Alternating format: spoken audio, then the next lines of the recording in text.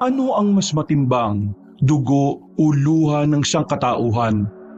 Yan ang katanungan na talagang gumugulo sa isipan ko nung ako ay nasa serbisyo pa. Isang katanungan na sumubok sa aking pagdedesisyon at pagpili sa kung ano ang dapat at kung ano ang tama. Hindi ko inaasahan na noong nasa serbisyo pa ako bilang matikas na albularyo, haharapin ko ang pinakamahirap na parte ng aking buhay. At ito nga ay ang kalabanin ang isang aswang na kahit kailan ay hindi ko inaasahang makakatunggali ko. Ako po si Enteng. Sabay-sabay po nating subaybayan ang aking paglalakbay nung ako ay isa pang albularyo. Kabanong, mga kabangers at mga kayanggaw, ito ang aking kwento. Pero bago tayo magsimula, kung maaari sana'y pindutin niyo muna ang subscribe button kung bago pa lang kayo sa channel nating ito. Mag-subscribe na rin po kayo sa iba pa nating mga channel na ang Pamela Clamil at Kabanong version 2.0. Kung wala po sa nabanggit ko ang pangalan ng channel at hindi pong picture ko ang nakalagay sa profile pic, hindi po natin channel yon. Huwag po nating suportahan. Huwag po tayong mag-subscribe o i-unsubscribe po natin kung nakasubscribe na po tayo. Nagnanakaw po yun ng ating mga videos. Naglalambing po ko sa inyo na ang suportahan lang natin ay ang mga channel na nabanggit. Mag-iwan na rin kayo ng comment at pindutin na rin ang like button. Napakalaking tulong po sa ating channel ang gagawin niyong pong ito. Isang malaking suporta po yun sa ating channel na labis ko pong ipagpapasalamat. At ngayon, sa ating pagpapatuloy. Ay, ano naman yung ginagawa mo? May tatakutin ka na naman ba ng kalugar natin? Bakit naghahasa ka ng ganyan mo, ha? Ay, hinaan mo nga yung boses mo. Naririnig ka sa kabilang bakuran, oh. Eh dapat nga lang marinig nila para kung sakaling may bumulagta na naman sa palengke, alam nilang ikaw kagad ang gagawa nun. Alam nilang ikaw agad ang ipapabarangay nila. Pambira ka naman babae ka, oh. Ano tingin mo sa akin, masamang tao? Kasi ginagawa mo, halos parang linggo-linggo meron kang pinapayak na tao dito sa atin. Sobrang angas at siga mo rito. Wala nang gustong kumausap sa akin dahil natatakot sila sa asawa ko. Kakainis kaya? Yung mga pinapayak mo, yung mga taong maangas din at nangahamak ng ibang tao. Pambihira ka, oh. Parang hindi mo naman ako kilala, Kahit na may pagkamaangas naman ako, kahit kailan naman, hindi naman ako nananakit ng mga taong walang ginagawang masama. Yan kasi ang napapala mo sa mga amiga mong marites, Sama ka ng sama sa kanila. Kaya tuloy nakakarinig ka ng mga maling kwento tungkol sa akin. Nakakasama ka ng loob, Asawa kita pero pinag-iisipan mo ko ng ganyan. Masisisi mo ba ako? Oo, masisisi talaga kita. Hindi na lang manahimik, ano ba kasing meron na tinahasa mo na naman yung katana mo? Bumili ka ng kamatis. Ha? Bakit ako bibili ng kamatis? At sibuyas. Nagsasasabi mo, nag-uusap tayo, hindi nagluluto. Kaya ako inahasa itong katana ko, para ipanghiwa sa kamatis at sibuyas. Ay nako, kahit kailan ka talaga, Enteng, oh. Napakasira ulo mong kausap. Diyan ka na nga, aalis na nga ako. May namata na aswang sa kabilang nayon. Sa sinabi kong yun, napatigil ang asawa kong si Sonia. Ang inis at pagkairita niya ay agad-agad na naglaho sa reaksyon ng kanyang mukha. Napalitan ito ng kaba at may kaunting lungkot na bumakas doon. Lumapit siya sa akin na tumingin ng matalim. Para kami mga dalag at binata na malapit ng mag-away. May namata ang aswang sa kabilang nayon, sabi ni Paring Nobeng. Kailangan kong puntahan para malaman kung aswang ba talaga ang nakita nila o hindi. Ang sabi kasi nila parang kakaibang hayop lang Pero malakas kasi ang kutob ni Paring Nobeng. Kilala mo naman yon. Palaging tumatama ang kutob. Dahil nga sa kutob, kaya niya nahuli yung asawa niyang nagloloko. Ay tapos ano? Ayun na. Tapos makikipaglaban ka na naman sa mga nilalang na yon. Hindi ka ba talaga nadadala, Enteng? Dahil sa mga aswang na yan, kaya tayo nawala ng anak noon. Ano ka ba naman? Napapuntong hininga na lang ako, Kabanong. Inaasahan ko na talaga na kapag pinag-usapan ng aswang, ang susunod na sasabihin niya ay tungkol sa anak namin. 2 dekada na kasing wala na sa piling namin ang aming anak. 2 taon pa lang siya noong inatake ng mga aswang ang tinitirahan namin sa bukid. Wala kaming ibang kapitbahay noon. Malayong agwat kaya wala kaming nahinga ng tulong. Idagdag pa na dahilan na nagsisimula pa lang din akong maging albularyo sa panahon na yon. Noon kasi, lahat ng mga bata na 5 taong pababa, kinukuha ng mga aswang para kainin. Yun ang dahilan kung bakit napasama ang anak namin. Hindi yun maintindihan ni Sonia. Ang sinisisi niya palagi ay pagsali ko sa samahan ng mga albularyo. Hindi pa naman siguro. Kaya nga aalamin ko eh. Wala namang ibang aalam doon kundi ako lang. Kasi ako lang naman na, paano kung aswang nga yun? Kung sakaling aswang man yun, di ang kailangan gawin patayin. Kala ko ba matagal na tayong nag-usap? 5 taon ka nang tumigil sa ganyan. Tumigil ako kasi wala nang aswang. Pero wala akong sinabi na titigil ako kapag meron na ulit. Hindi ka pa ba natatauhan? Kapahamakan ang dinadala ng ganyang gawain, Enteng. Yan ang dahilan kung bakit nawalan tayo ng anak eh. Tingin mo ba, ginagawa ko ito kasi gusto ko lang? Ginagawa ko ito para sa anak natin, Sonia. Kasi kahit 2 dekada lang nakalilipas, hindi pa rin ako nawawalan ng pag-asa na baka balang araw mahanap natin siya. Kaya ako ito ginagawa para mabigyang hustisyang nangyari sa anak natin. Pati na rin sa iba pang mga bata na kinuha nila. Kaya wag mo na akong pigilan. Kasi kapag pinatigil mo ako sa ganitong gawain, baka mapagbuntunan ko lang ang lahat ng mga tao rito sa baryo natin. Gusto mo bang mabugbog ko sila ng walang kadahi-dahilan? Ay nako, ewan ko sa iyo. Napakahirap kong pakiusapan, Enteng. Ang gulo-gulo mong kausap. Hanggat hindi nauubos sa mga aswang sa probinsyang ito, mananatiling buhay ang tungkulin ko. Hindi bilang isang albularyo, Sonia, kundi bilang isang ama na rin. Napapailing na lang sa akin ang asawa ko, Kabanong. Agad naman siyang naglakad palabas ng bakuran namin. Ako naman ay napatingin na lang sa katana na ilang minuto ko nang hinahasa. Nakikita ko na nga ang sarili ko sa katawan ng talim sa sobrang kintab. Matagal-tagal na rin mula nang may huli akong kinatay na aswang. Pero kahit na ganun, malakas ang pakiramdam ko na hindi pa rin kumukupas ang kakayahan ko makapaslang. Makalipas ang ilang oras, sumapit na rin ang kinagabihan. Wala na akong magawa. Lahat ng mga paghahanda ay natapos ko na. Kailangan ko na lang ang signal ng kumpare kong si Nomeng. Lumabas na muna ako ng bahay para makapagpahangin at makapaglakad-lakad. Lahat ng nadaraanan ko ay nagtatabihan. Sa dami ng tattoo ko sa katawan, hindi nila maiwasang hindi matakot. Alam nilang meron silang kalalagyan kapag hinarang nila ako. Pero hindi naman talaga ako siga.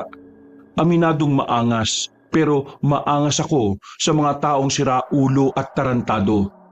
Sa mga taong may mga ginagawang kalokohan sa buhay. Maya-maya, napatigil ako nang madaanan ko ang magkaibigang Ricardo at David. Kilala ko sila dahil sila yung makukulit na binatilyo na maraming tanong sa akin tungkol sa mga aswang. Hindi ko na sana sila papansinin pero tinawag ako ni Ricardo. Mang Enteng! Kung magtatanong ka ulit tungkol sa mga aswang, yun at yun pa rin ang isasagot ko. Kaya huwag ka na magtanong. Hindi naman po ako magtatanong Meron lang naman po akong sasabihin. Wala ako sa mood makipag-usap kayon. Tungkol po ito sa aswang na nakita nila Mang Nomeng. Bakit alam niyo ang bagay na yan? Pasensya na po. Narinig po kasi namin yung usapan niyo Ang lalakas po kasi ng boses niyo sa harapan ng bahay namin. Napakamot ako sa ulo. Naalala kong para pala kaming nagsisigawan ni Nomeng kapag nag-uusap. Kaya hindi na rin nakapagtataka na mayroong ibang makakarinig. Ano naman gayon? Sabado po. Piloso po ka ba? Gusto mo itupin kita sa 8? Biro lang po. Kung anong narinig mo, yun na yun. Hindi mo na kailangang ulitin sa akin, naintindihan mo? Nakita na rin namin yun nung nakaraang taon. Isang lalaking mahabang dila, matulis ang tenga at ilong, mahabang daliri at mahaba rin ang mga kuko. Tapos may nakausling buto sa balikat. Sa kanan. Meron pong hindi nakita si Mang Nomeng sa aswang na yun. Pero nakita namin ni David. Yung aswang po na yun, may butas po sa bandang leeg. Sa may ilalim ng baba niya, parang may lumalabas-labas puro na likido eh. Pero hindi po namin sigurado kung ano. Kung gumagawa lang kayo ng kwento para matuwa ko, tigil nyo na. Hindi ako natutuwa. Totoo po sinasabi namin, Mang Enteng. Paano nyo makikita ang aswang na yun, aber? Tagaro ng angkan ni David. Napagtanungan namin sila. Nung nakaraang buwan pangaraw nila nararamdaman na may kakaibang nilalang lalo na sa mga gubat. Bago namin ipagtanong yon, nakita na po namin yun sa gubat nang maghanap kami ng panggatong. Natutulog siya nun na parang paniki. Nakasabit sa sanga ng puno. Tapos nakita namin may binubugas siyang likido mula ron doon sa butas ng leg niya. Bandang hapon po yun eh. Mga alas 5 yata. Basta malapit ng dumilim. Gusto sana namin siyang patayin eh. Kaso naalala namin hindi pala kami katulad mo. Kaya ayun, tumakbo na lang kami. Sinasabi po namin ito sa inyo kasi tingin namin may mga hindi po kayo nalalaman sa aswang na yun. Na kung mabibigyan kayo ng babala, pwede niyong maiwasan at makapag-ingat po kayo. Parang kakaiba po kasi yung aswang na yun eh. At base sa mga nababasa naming libro, kapag kakaibang aswang, mas delikado. Hindi ko alam kung paniniwalaan ko ang sinasabi ng dalawang binatilyo na yon, Kabanong. Una pa lang naman kasi, kilala ko na sila na sobrang interesado sa mga aswang. Palagi silang nagpapapansin sa akin. Kaya hindi ko rin naman agad magawang makumbinsi ang sarili ko. Dahil baka mamaya gumagawa lang din sila ng kwento para mapansin ko. Okay, sige. Sige, naniniwala ka na sa amin? Sige, aalis na ako. Napapakamot na lang silang dalawa nang maglakad na ako papalayo. Susubukan pa sana nila akong sundan pero tiningnan ko sila ng masama. Sumapit ang kinagabihan. Magkaharap na kami ni Sonia sa pagkainan. Tahimik, walang nakikibuan. Hindi ako sanay na nananahimik ang matalak kong asawa kaya binasag ko na ang katahimikan. Magpupunta ka ba sa pasayaw ni Menchi sa Huwebes? Pasayaw? Kita mong masakit ng balakang ko? Pwede ka naman pumunta kahit hindi ka sasayaw. Kumain ka na lang doon. Hindi na. Itutuon ko na lang ang atensyon ko sa tindahan natin ng karne sa palengke. Magkakapera pa ako. Sonia, alam kong ayaw mong kumalaban ako ulit ng aswang. Alam mo naman pala eh. Anong mahirap intindihin doon? Yun lang ang paraan para mabigyan ng hustisya si Louie, ang anak natin. Ayaw mo bang mabigyan siya ng hustisya, Sonia? Anong ayaw? Malamang gusto ko. Pero kung ikamamatay mo rin, hindi ko na yun kakayatin. Alam kong nag-aalala ka lang para sa kaligtasan ko. Pero, Sonia, wala kang dapat na ipag-alala. Magiging ayos lang naman ako. Ang tagal ko nang gawain ito at wala namang nangyayaring masama sa akin. Kailangan mo lang akong pagkatiwalaan. Ay nako, bahala ka. Doon na natigil ang usapan namin, Kabanong. Hindi na siya kumibo at nagmamadali na lang kumain. Kinabukasan, agad kong pinuntahan si Paring Nomeng. Pinag-usapan namin ang tungkol sa namataang aswang. Pagdating namin ng hapon, inihanda niya ang mga kasamahan niya. Ako naman ay dala-dala ko na rin ang mga gamit na pinagtutugis ko sa mga aswang. Mga bandang alas 4 ay lumarga na kami sa kabilang nayon. Nilibot namin ang gubat doon pero wala namang kaming nakitang aswang. Hanggang sa tumagal ng 1 linggo. Wala pa rin. Dumating sa punto na sinukuan ko na. Pero si Paring Nomeng, itinuloy nila ang paghahanap sa mga aswang. Hanggang isang gabi. Mang Enteng! Mang Enteng! Mang Enteng, may balita kami sa'yo! Nabulabog ang pagmumuni-muni ko nang marinig ko ang boses ng dalawang binatilyo. Hingal na hingal sila. Ilang segundo pa silang hindi agad nakapagsalita bago sinabi kung anong nangyayari. Ano na naman bang kailangan nyo? Mga istorbo kayo eh. Mang Enteng, si Mang Nomeng. Si Mang Nomeng po kasi Anong ano? Wala na po si Mang Nomeng. Ha? Patay na po si Mang Nomeng. Kararating lang po ng bangkay niya ngayon. Anong pinagsasasabi niya? Sa hindi malamang dahilan, nagtindigan ang mga balahibo ko noon, Kabanong. At kahit na parang ayaw kong maniwala sa sinabi ng dalawa, may kung anong parte ng utak ko ang parang naging kumbinsido. Para makasigurado, dali-dali kong binitiwan ang binabasa kong libro. Pinuntahan ko kaagad ang bahay nila paring Noming. Pagdating ko roon, nakita kong may mga tao na sa harapan ng kanilang bahay. Maririnig din ang iyakan sa loob ng bakuran. Paghawi ko sa mga tao, nakita ko ang bangkay ni paring Noming na nakalagay sa kawayan at nakatakip lang ng dahon ng saging. Naroon din ang mga kasamahan niya na nagsabi sa aking si Noming ang napuntirya ng aswang na kanilang nakainkwentro. Ayon pa sa kanila, namatay si paring Noming sa dami ng sugat nito. Ito raw kasi ang umarap sa aswang para makalis sa mga kasamahan niya. Nilakasan ko ang loob ko para tingnan ang katawan ni paring Noming. Nakita ko roon na parang may mga bakas ng pagkalapnos sa ibang parte ng katawan niya. Bagay na nagpagulo sa utak ko kung saan niya yun nakuha. Maya-maya pa, lumapit ang asawa ni paring Noming na si Irma. Galit siya sa akin. Pinagsisisigawan niya ako. Sinisisi ako sa pagkamatay ng asawa niya. Na kung hindi ko lang daw inimpluwensya ng asawa niya na maging manunugis o albularyo, hindi naman daw mangyayari yun. Naintindihan ko naman ang nararamdaman ni Irma kaya hinayaan ko na lang siya. Umalis na lang ako doon dahil ayaw kong mas maging mabigat pa ang kanilang dinadala. Bagsak ang balikat ko habang naglalakad. Pwede bang hayaan niyo na muna ako? Wala ako sa mood makipag-usap ngayon. Pinagtasan ko na sila ng boses para matigil sila sa kakasunod. Pero hindi pa rin sila natinag. Ngayon pong naging kumpirmado ng aswang nga ang nakikita sa kabilang nayon, ibig sabihin, Hindi niyo ba ako narinig?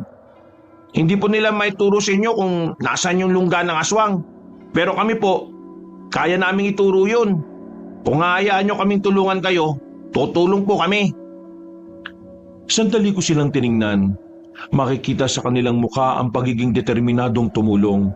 Pero nagdadalawang isip ako, Kabanong.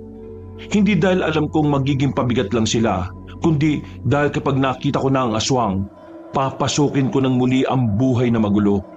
Bagay na ayaw ng asawa ko. Kagaya nyo, meron din po akong dahilan kung bakit gusto kong pumatay ng aswang. Pinatay nilang pinakamamahal kong aso nung elementary pa lang ako. At kahit na kailan, hindi ko yun makakalimutan. Pinangako ko sa sarili ko na balang araw, makakaganti rin ako sa kanila. Kaya sana ho, hayaan nyo na ako. Kaming dalawa, hayaan nyo kami makipagtulungan. May tuturo namin kung saan yung lungga ng mga yun. Kasi napuntahan na rin naman namin yun. Hindi nyo alam kung ano ang gusto nyong basukin, mga iho. Hindi ito isang laro. Pwede kaming mamatay. O pwede kaming masyadong mababaw ang dahilan mo para kalabanin ng mga aswang. Hindi ka dapat nagsasayang ng buhay para lang sa isang aso. Ha? Mababaw na dahilan? Para lang sa isang aso? Ganun talaga kababaw ang tingin mo sa pinagmumulan ng layunin ko? Kaming mga manunugis o albularyo, buhay ng tao ang ipinaglalaban namin. Hindi buhay aso na may buhay rin naman. Hindi ba sa aso si Pochi, Mang Enteng? Nung bata ko, yun yung kasama ko mula nang mamatay si Mama at iwan ako ni Papa. Siya ang naging pamilya ko. Siya ang naging sandalan ko sa lahat. Hindi siya basta aso. Kung sabay kayong malulunod ng aso ko, mas ililigtas ko siya kaysa sayo. Kahit na mas malapit ka sa akin. Ganun siya kahalaga sa akin. Hindi siya hayop lang. Kaya kung ayaw mo makipagtulungan sa amin, mamalitin mo ang pinaghuhugutan namin, eh di wag, kami na lang. Sandali akong natahimik, Kabanong. Para akong sinupalpal sa mukha ng mga sinabi niya at bigla kong lang napagtanto na mahalaga at dapat na iginagalang din ng nararamdaman ng ibang tao. Lalo na kapag tungkol ito sa mga ipinaglalaban nila. Bumuntong hininga ako. Sa unang pagkakataon, inamin kong naging maras ako sa pagsasawalang bahala sa buhay ng isang hayop. Pasensya na. Hindi ko intensyon na malitin ang buhay ng aso mo. Pero ang nais kong ipunto, bata ka pa. Masyado pa kayong bata para ilagay sa buhay ninyong panganib. Isa sa mga natutunan namin sa mga nangyayari ngayon, kapag meron kang ipinaglalaban, huwag mo nang hintayin na lumipas ang panahon. Ipaglaban mo na ngayon. Kasi hindi habang buhay may oras ka para sa gusto mo mangyari. Habang lumalakad ang panahon, dumarami rin ang mga bagay na ipapasan mo sa inaharap. Kaya kung anong gusto mong ilaban ngayon, ilaban mo na. Dahil hindi mo alam, sa susunod na mga bukas, may mas mabigat ka pang dapat ipaglaban na dapat unahin. Kesa sa kung ano man ang ibinaglalaban mo sa kasalukuyan. Medyo umanga ako sa pananalita at pananaw ng dalawang binatilyo. Ngayon lang ako nakakita sa baryo namin ng mga binatilyong may matinong pagtingin sa buhay. Karamihan kasi sa mga nakikita ko ay mga palamunin at pasaway sa pamilya. Kaya naman sa bandang huli ay napapayag din nila ako. O sige, papayag akong makipagtulungan sa inyo. Pero itong kondisyon ko, hindi ko kasalanan kapag namatay kayo sa laban na ito. Tumango ang dalawang binatilyo. Bumakas din ang tuwa sa kanilang muka at dahil doon, napagtanto ko na parang matagal na rin nilang gustong labanan ng mga aswang. Pero dahil wala silang kasama, hindi nila yun magawa-gawa noon pa. Ikaw, David, anong dahilan mo at bakit ka makikipaglaban sa mga aswang? Kasi yung aso ni Ricardo na si Pochi, ako nagbigay sa kanya noon nung bata pa kami. Kaya yun din po ang dahilan ko. Ha? Sige. Bigla na lamang umiyak si David. Tinakpan na lang ni Ricardo ang bibig nito para hindi na makagawa pa ng ingay. Nagkaroon kami ng kaunting pag-uusap. Kahit na papaano, may nalaman ako sa dalawang binatilyo. Yun ang unang pagkakataon na nakapagkwentuhan ako sa hindi ko kaedad. Madalas kasi na puro matatanda rin ang nakakausap ko. Pagkatapos, agad na rin ako umuwi sa amin. Pero nasa labas pa lang ako ng bahay namin, nakita ko nang nakaabang si Sonia. Sa tingin pa lang niya, alam ko nang marami na naman itong sasabihin tungkol sa ginagawa ko. Kaya inihanda ko na agad ang sarili ko. Ano ngayon ang gagawin mo? Patutulog na. Gabi na eh. Pilosopo ka talaga kahit na kailan. Ang sinasabi ko, anong gagawin mo ngayong wala na si Nomeng? Pinatay siya ng aswang na sinasabi nyo, hindi ba? Oh, tingnan mo anong nangyari. Wala ng padre di pamilya ang pamilya nila Irma. At kasalanan ko? Sino bang nag-imbita dyan kay Nomeng na lumaban din sa mga aswang, hindi ba ikaw? May sariling isip si Nomeng. Hindi na siya bata para diktahan kung anong tama o mali. Nung sinabihan ko siya tungkol sa mga ginagawa ko, kusa siyang naging interesado. Hindi ko siya pinilit. Siya ang pumili ng magiging kapalaran niya. At ngayong namatay siya, desisyon niya rin yon. Pinili niyang mamatay para makaligtas sa mga kasama niya. Kaya wag mo akong sisihin dyan, Sonia. Hindi na ako natutuwa sa sinasabi mo. At tingin mo natutuwa rin ako sa mga ginagawa mo, Enteng? Hindi lang buhay mo ang nalalagay sa alanganin. Nalalagay din sa peligro ang buhay ng ibang tao nang dahil sa adikain mo. Anong gusto mong gawin ko? Hayaan bumalik dito mga aswang at manguhan ng mga kabataan? Yun ba? Hindi ko hahayaang mangyari yon. Kaya kahit na anong pilit mong pigilan ako, mapapagod ka lang, Sonia. Kasi hanggang sa dulo ng buhay ko, hindi ako titigil hanggat may aswang pa sa probinsyang ito. At yan ang pinili mo kaysa sa akin? Sa mga sandaling yon, Kabanong, hindi agad ako nakapagsalita. Napatingin na lang ako sa ibang direksyon. Pero nakikita ko pa rin na nakapukol lang sa akin ang tingin niya. O siya, sige. Kung mas pinipili mo yan, bahala ka na sa buhay mo. Anong gagawin mo? Matulog, gabi na eh. Padapog niyang isinaradong pinto. Kinandado pa sa loob kaya hindi na ako nakapasok. Mabuti na lang ay may papagpasag gilid ng bahay namin. Nagising na lang ako nang may malaglag na daon sa mukha ko, Kabanong. Pagtingin ko, 7:00 na pala ng umaga. Mabilis akong bumangon. Pagdating ko sa harapan ng bahay, wala na roon ang asawa kong si Sonia. Nang tanungin ko si Nelma sa kabilang bakuran, ang sabi nagpunta na raw sa palengke para magtinda. Bumuntong hininga na lang ako. Talagang galit siya sa akin kaya hindi na siya nagpaalam. Lumabas na lang ako para bumili ng almusal. Pero habang tinatahak ko ang daan, nakita ko ang 3 lalaki na pinalilibutan ng isang babae na sa pagkakatansya ko ay nasa edad 20 hanggang 25. Nakita kong parang nambabasto sa mga yon. Nanghihipo pa. Ay, mga pare, parang ang sakit sa mga mata ng ginagawa nyo ah. Gusto nyo bang sumakit ang katawan ninyo? Aba, sira ulo to ah. Bakit? Akala mo natatakot kami sa'yo ha, tanda? Ako, ibang matanda to. Marami nang pinasakit ng panga ito. Yung ibang panga-panga dyan tumabingi. Tinawanan lang ako ng 3 lalaki na parang hindi rin naman taga sa amin. Unang lumapit sa akin ng isang lalaki na malaki ang katawan. Pagsuntok niya sa akin ay agad ko rin naman yung nailagan. Sinuntok ko yun sa tagiliran. Nagulat ang babae pati na rin ang 2 lalaki sa gilid. Hindi nila inakala na mamimilipit sa sakit ang lalaking kaharap ko. Hindi pa ako nakontento. Sinuntok ulit sa muka ang lalaki na agad din naman itong kinabagsak. Lumusob pa nga ang 2 lalaki pero kagaya ng nauna, bumulagta lang din ito. Hindi man lang ako pinagpawisan kahit na alam ko namang may edad na rin ako. Ayos ka lang, Babis? Paano mo nagawa yon? Ang galing mo naman makipagsuntukan kahit matanda ka na. Ay, wala naman yon. Ayaw ko lang talaga na may tarantado dito sa lugar ko. Ay teka, taga saan ka ba? Hindi ka pamilyar sa akin ah. Hindi po kasi ako taga rito. Meron lang po akong hinahanap na tao. Sino bang hinahanap mo? Baka kilala ko yan. Enting po. Enting Kabisote kung tawagin sa ibang baryo. Ang sabi nila taga rito daw. Bakit mo naman siya hinahanap? Anong pakay mo?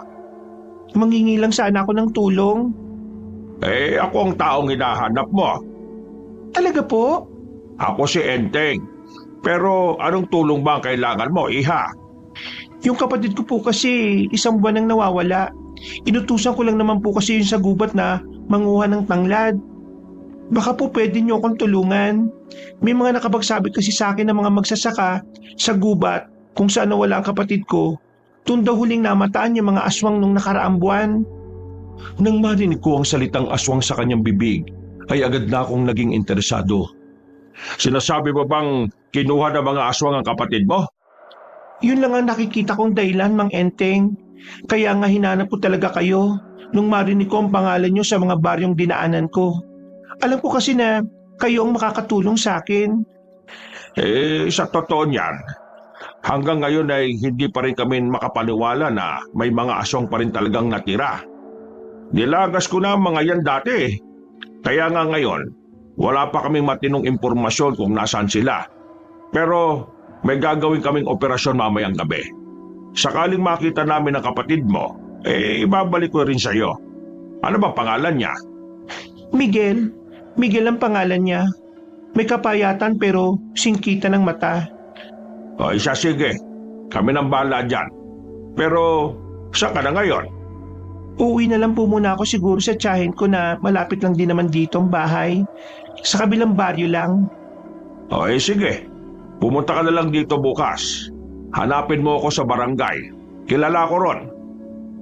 Paano mga kalalakiang ito? Hayaan mo silang magising. Kung hindi na magising, hindi mas maganda. Nagpatuloy na ako sa paglalakad. Nang muli kong lingunin ng babaeng yon, ay saka ko lang naalala na dapat pala tinanong ko na ang pangalan niya. Napapailing na lang ako. Napatigil ako ulit sa paglalakad nang makasalubong ko naman ang 2 binatilyo. Mang Enteng, sino yung kausap mong babae? Parang maganda yun ah. Hanip, hindi ka lang maangas. Matinig ka rin sa mga chika babes. Ay, mga siraulo bang mga ulo nyo? Hindi yung chicks. Tumigil nga kayo. Baka mamaya makaabot to kay Sonya baka kung ano pa na naman ang isipin ng isang yon. Sino nga yun? Di ba sabi mo, madalang ka lang makipag-usap sa mga babae? Maliban sa matatanda na gaya mo? Isang taong nawawalan ng kapatid. Inala niya nakuha raw ng aswang. Gusto ko siyang tulungan kasi alam ko rin ang pakiramdam ng nawalan. Nagkatinginan silang 2. Parehong may naguguluhang reaksyon. Hindi pa kasi nila alam ang tungkol sa anak kong matagal nang nawawala. Kaya iniba ko na lang ang usapan. Ay, siya nga pala. Mamayang gabi, aalis na tayo. Pupuntahan natin yung sinasabi niyong lugar kung saan niyo nakita yung aswang. Bakit po sa gabi? Kung ngayon na kaya, baka mamaya maabutan natin siyang natutulog. Pagkakataon na rin natin yun. Nakatsamba lang kayo noon. Kaya ninyo inabutang tulog. Ang mga aswang, sobrang bihira lang matulog ang mga yon. Kaya sa gabi tayo pupunta. Dahil doon sila gumagala at aktibo. Tumango na lang silang dalawa. Ako naman ay dumiretso na lang sa bilihan ng almusal. Pagbalik ko sa bahay, inihanda ko na ulit ang mga gamit ko. Mga bandang gabi, magkakasama na kaming tatlo. Sandali akong dumaan sa bahay nila paring Nomeng. Naiburol na siya kaagad, pero hindi ko kayang makalapit o makasilip man lang sa kabaong niya. Masama ang tingin sa akin ng kanyang pamilya. Hindi pa rin nila nakakalimutan na ako ang dahilan kung bakit naging interesado si paring Nomeng sa mga aswang. Bakit ba ikaw ang sinisisi nila, Mang Enteng? Kung tutuusin, hindi mo naman kasalanan kung pinagpatuloy ni Mang Nomeng yung paghahanap sa mga aswang. At saka, matanda na si Mang Nomeng. Kahit naman sabihin mo na tumigil siya kung talagang yun ang gusto niyang gawin, yun ang susundin niya. Hindi na para pagsabihan siya, di ba? Iniintindi ko na lang dahil nagluluksa sila. Hindi ko sila pwedeng pilitin na maintindihan ako. Huwag ka mag-alala, Mang Enteng. Isa kami sa nakakaintindi sa'yo. Ngumiti na lang ako ng papilit sa kanila. Itinoon na lang namin ang atensyon sa paglalakad. Makalipas nga lang ng halos kalahating oras, nakarating na rin kami sa kabilang nayon matapos dumaan sa ibang lugar na mauga-uga na. Narito na po tayo. Kailangan na lang natin maglakad ng halos 10 minuto para makarating sa gubat. At hahanapin na lang po natin yung puno ng akasya.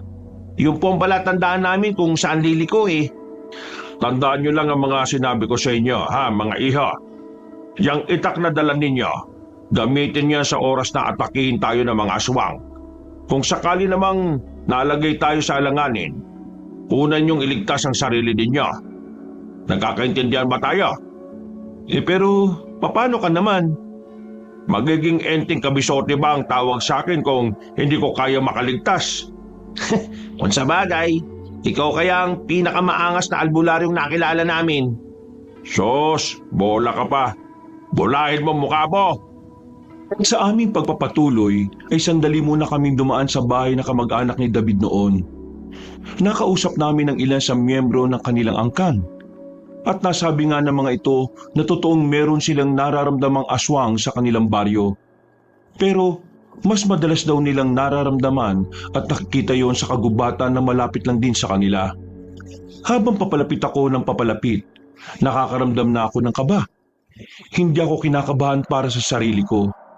Kinakabahan ako para sa mga kasama ko. Parang nagsisisi na ako na isinama ko sila sa laban kong yon. Na kung tutuusin, kaya ko naman na mag-isa yon.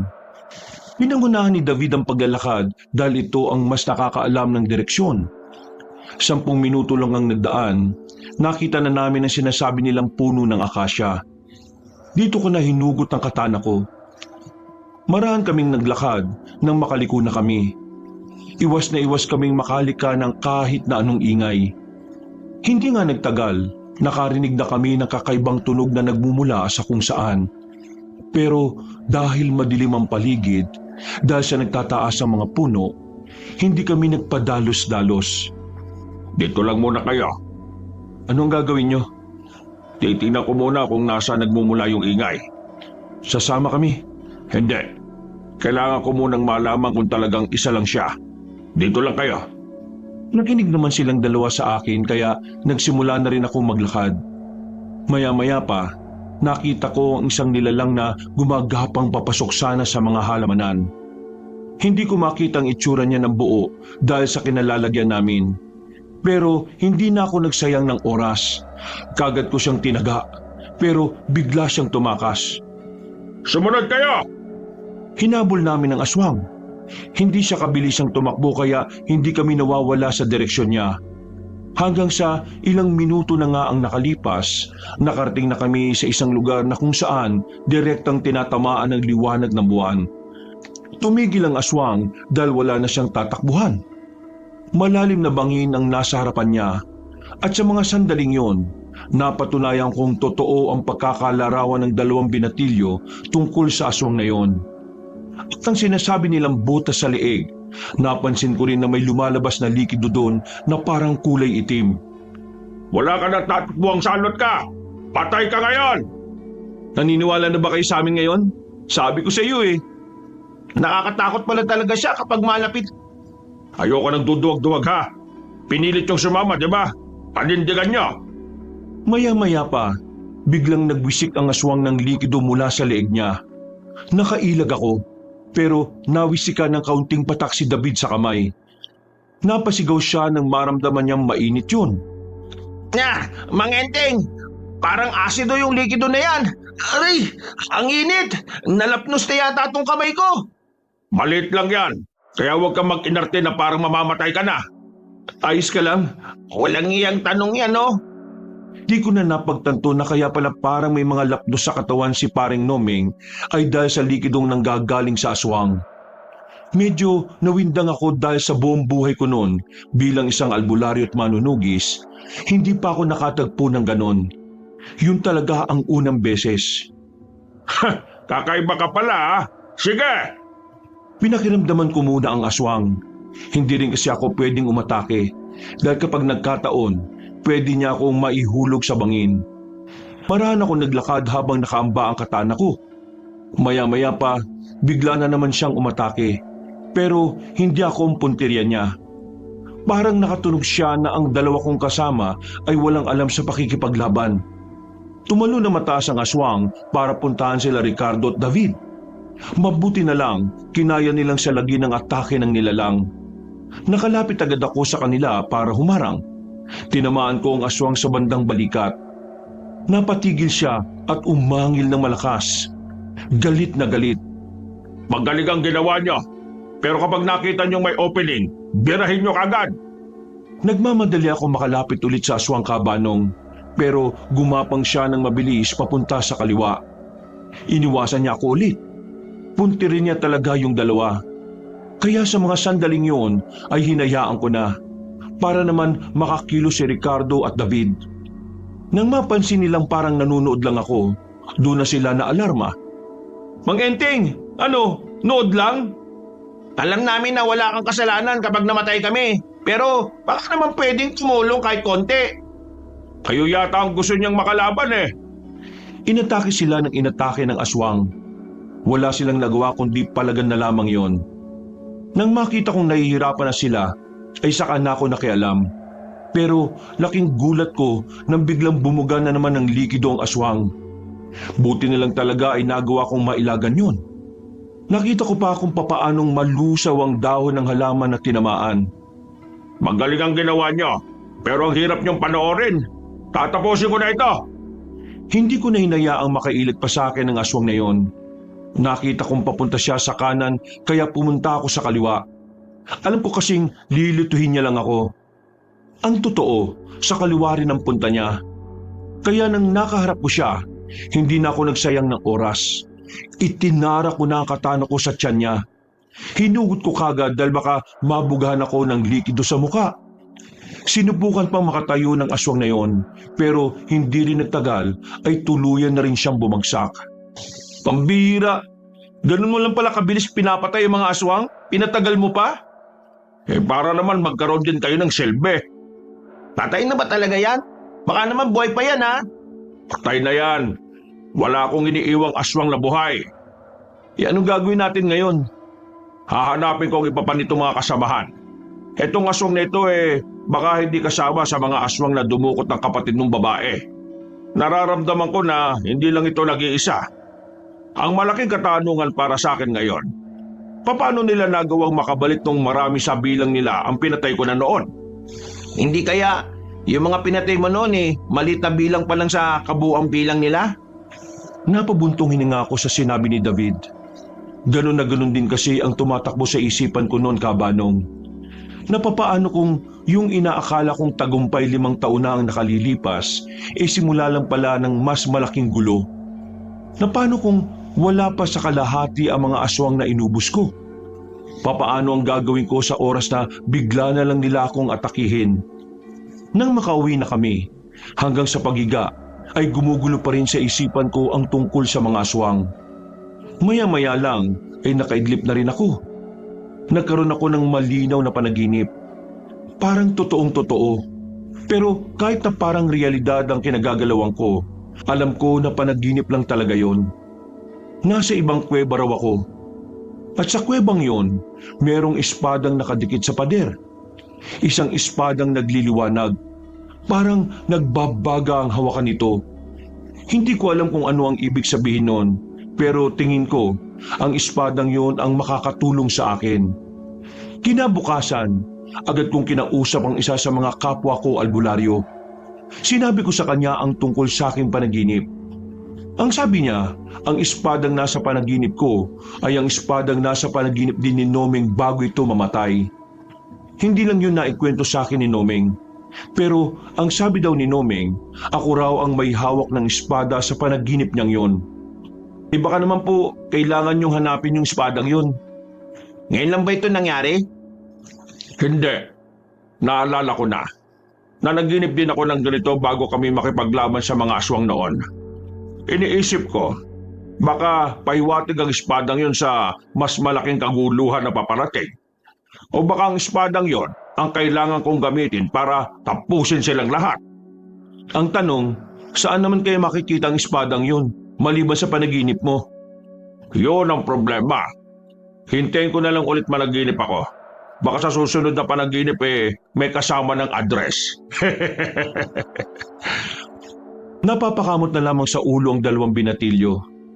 Nagdaan pa ang mga araw, nagkaroon ako ng oras para turuan si Ricardo at David. Kahit na papaano ay hindi naman sila mahirap sanayin.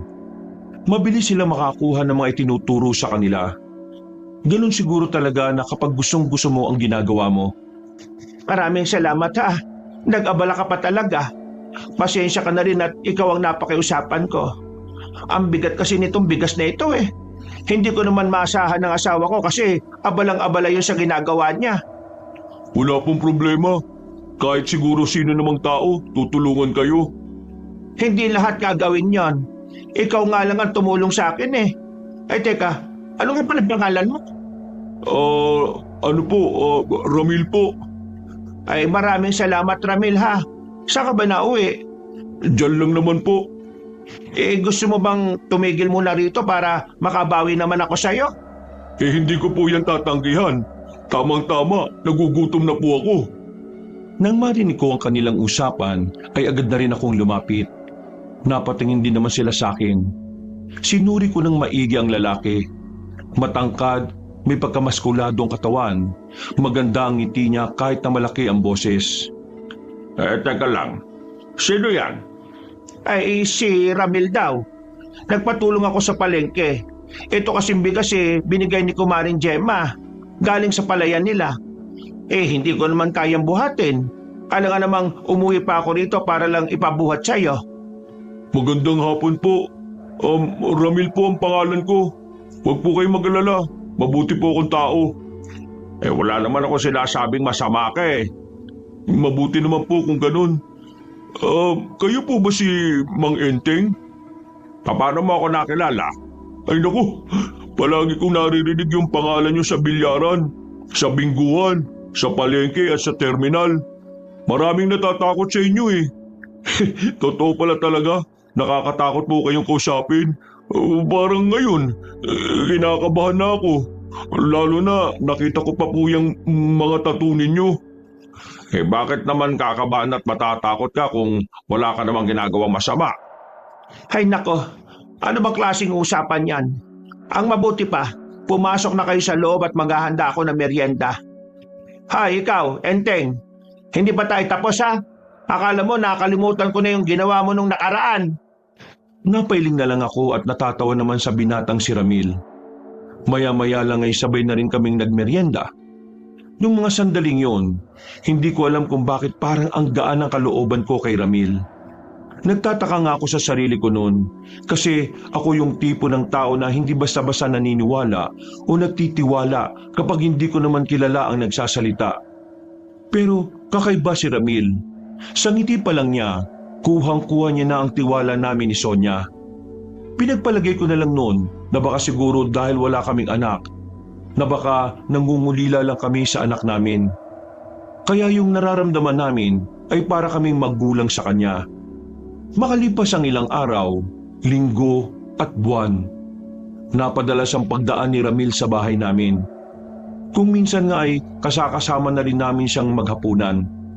Para bang naging regular na bisita na lang din namin siya. Malaki ang pasasalamat ko kay Ramil kasi kahit na papano, nagiging mabuti ang samahan namin ni Sonia. Alam mo, magaan talaga ang kalooban ko sa binatang yon.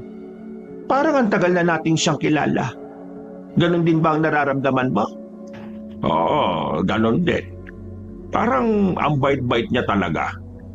Minsan nga iniisip ko, sana siya na lang ang anak nating si Louie. Napabuntong hininga ko. Nakita ko ang lungkot sa mukha ni Sonia. Akala ko sisisihin na naman niya ako. Pero iba nung gabing yon. Naging mahinahon siya. Kalmado ang tingin niya sa akin. Walang halong kahit na anong kasungitan. Sana nga. Kung wala nga lang magulang si Ramil, baka inampunan natin siya eh.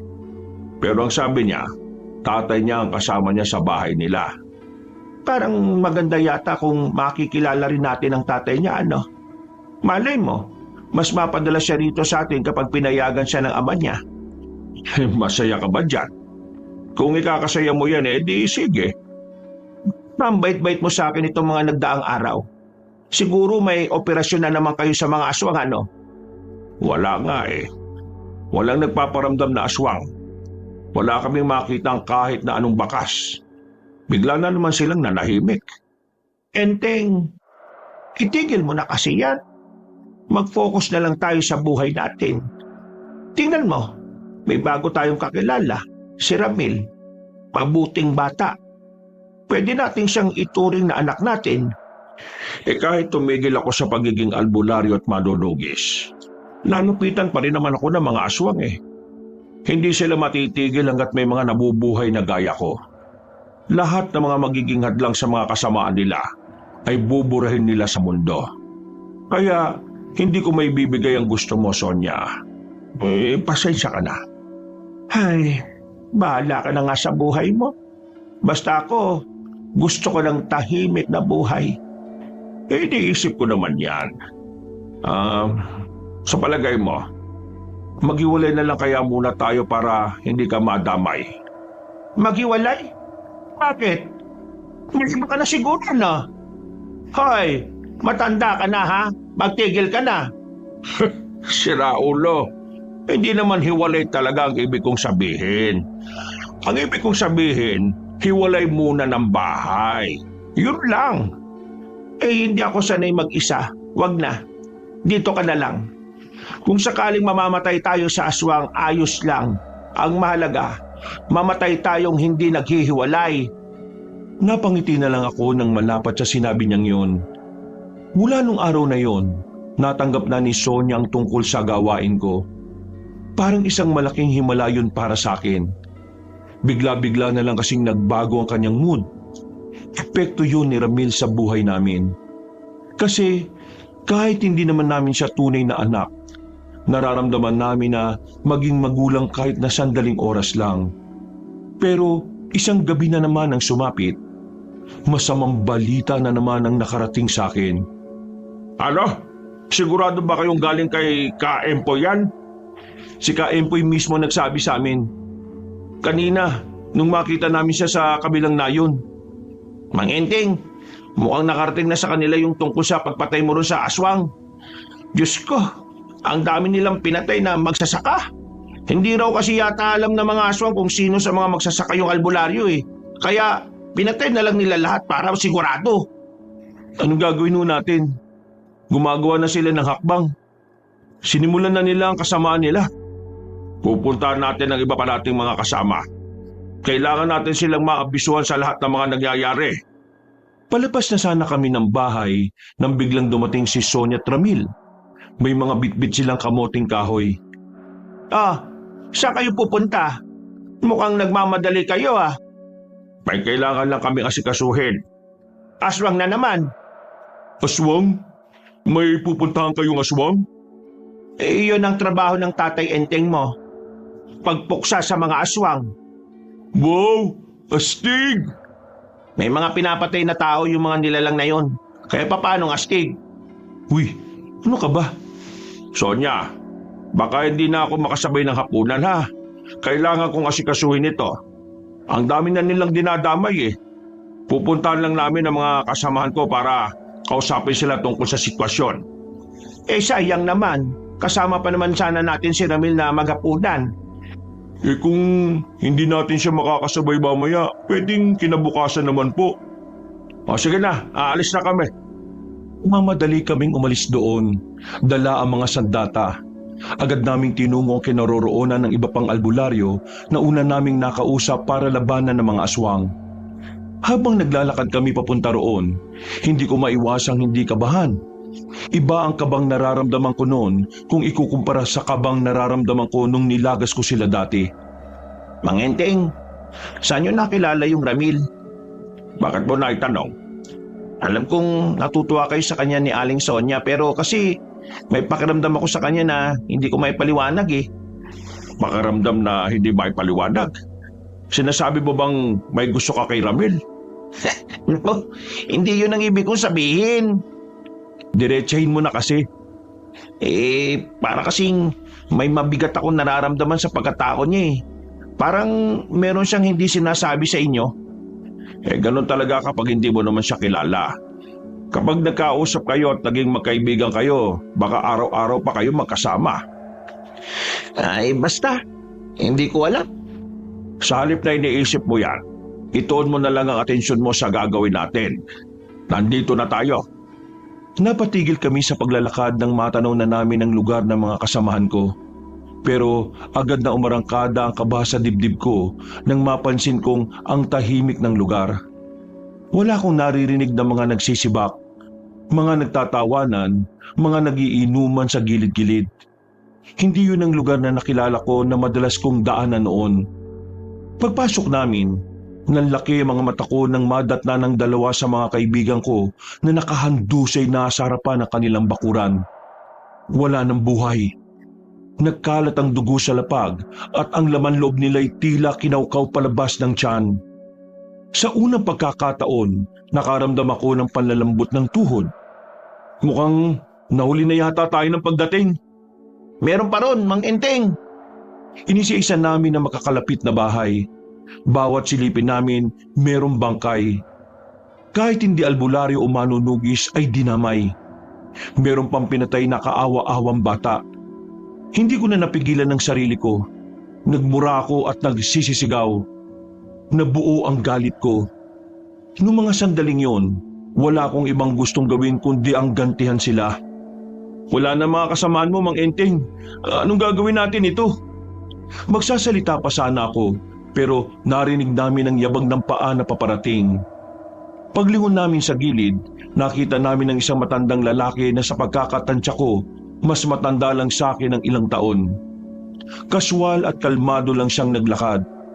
Huminto ng ilang metro sa pagitan namin habang merong ngiti sa mukha niya. Sino ka? Kung ano ang mga nakikita niyong imahe ngayon, yan ay bunga ng inyong kasalanan sa aming mga aswang. Masakit bang mawalan ng mga mahalaga sa buhay? Walang iya ka. Papatayin kita. Ops. Salma ka lang. Darating din tayo sa ganyang punto. Sa ngayon, gusto ko munang malaman mo na alam na namin kung ano ang kahinaan mo. Anong pinagsasasabi mong hayop ka? Enteng Kabisote, meron kang nilunok na may wagang bunga na kung saan ang buto na ito ang nagbibigay sa iyo ng kakaibang lakas, bilis at katatagan ng katawan. Kaya ka nga di ba nakakapalag pa rin sa mga aswang kahit matanda ka na? Kasi dahil doon? Namilog ang mga mata ko. Ikinagulat ko ang sinabi niya. Hindi ko alam kung papaano niya nalaman ang tungkol doon. Mga malalapit na tao lang kasi ang may alam ng lihim kong yun. At karamihan sa mga yon ay patay na. Si Sonia naman, wala siyang ideya sa buto na nilunok ko nung nagliligawan pa lang kami. Kaya hindi ko talaga maintindihan kung paano yun nalaman na matandang aswang. Ha! Nagulat ka ba kung bakit ko alam ang tungkol dyan? Baka hindi mo alam. Isa sa malalapit sa iyo ang nagsabi niyan sa akin. Ngayon, dahil alam na namin ang kahinaan mo, madali na lang para sa amin na talunin ka. Ang dami mong satsat. Simulan na natin to para matapos na kita. Pep! Hindi mo ako pwedeng saktan ngayon. Biglang sumipol ang matandang lalaki. Merong 2 aswang na lumabas mula sa likuran ng bahay. Hila-hila nila ang babaeng si Tessa, ang babaeng nakiusap sa akin na hanapin ang kapatid niya. Nagsalubong ang kilay ko. Pati si Tessa na minsan ko lang nakausap, gagamitin nila laban sa akin. Mang Enteng, tulungan mo ako. Ayoko mamatay. Ayoko magkain ng mga salimaw na ito.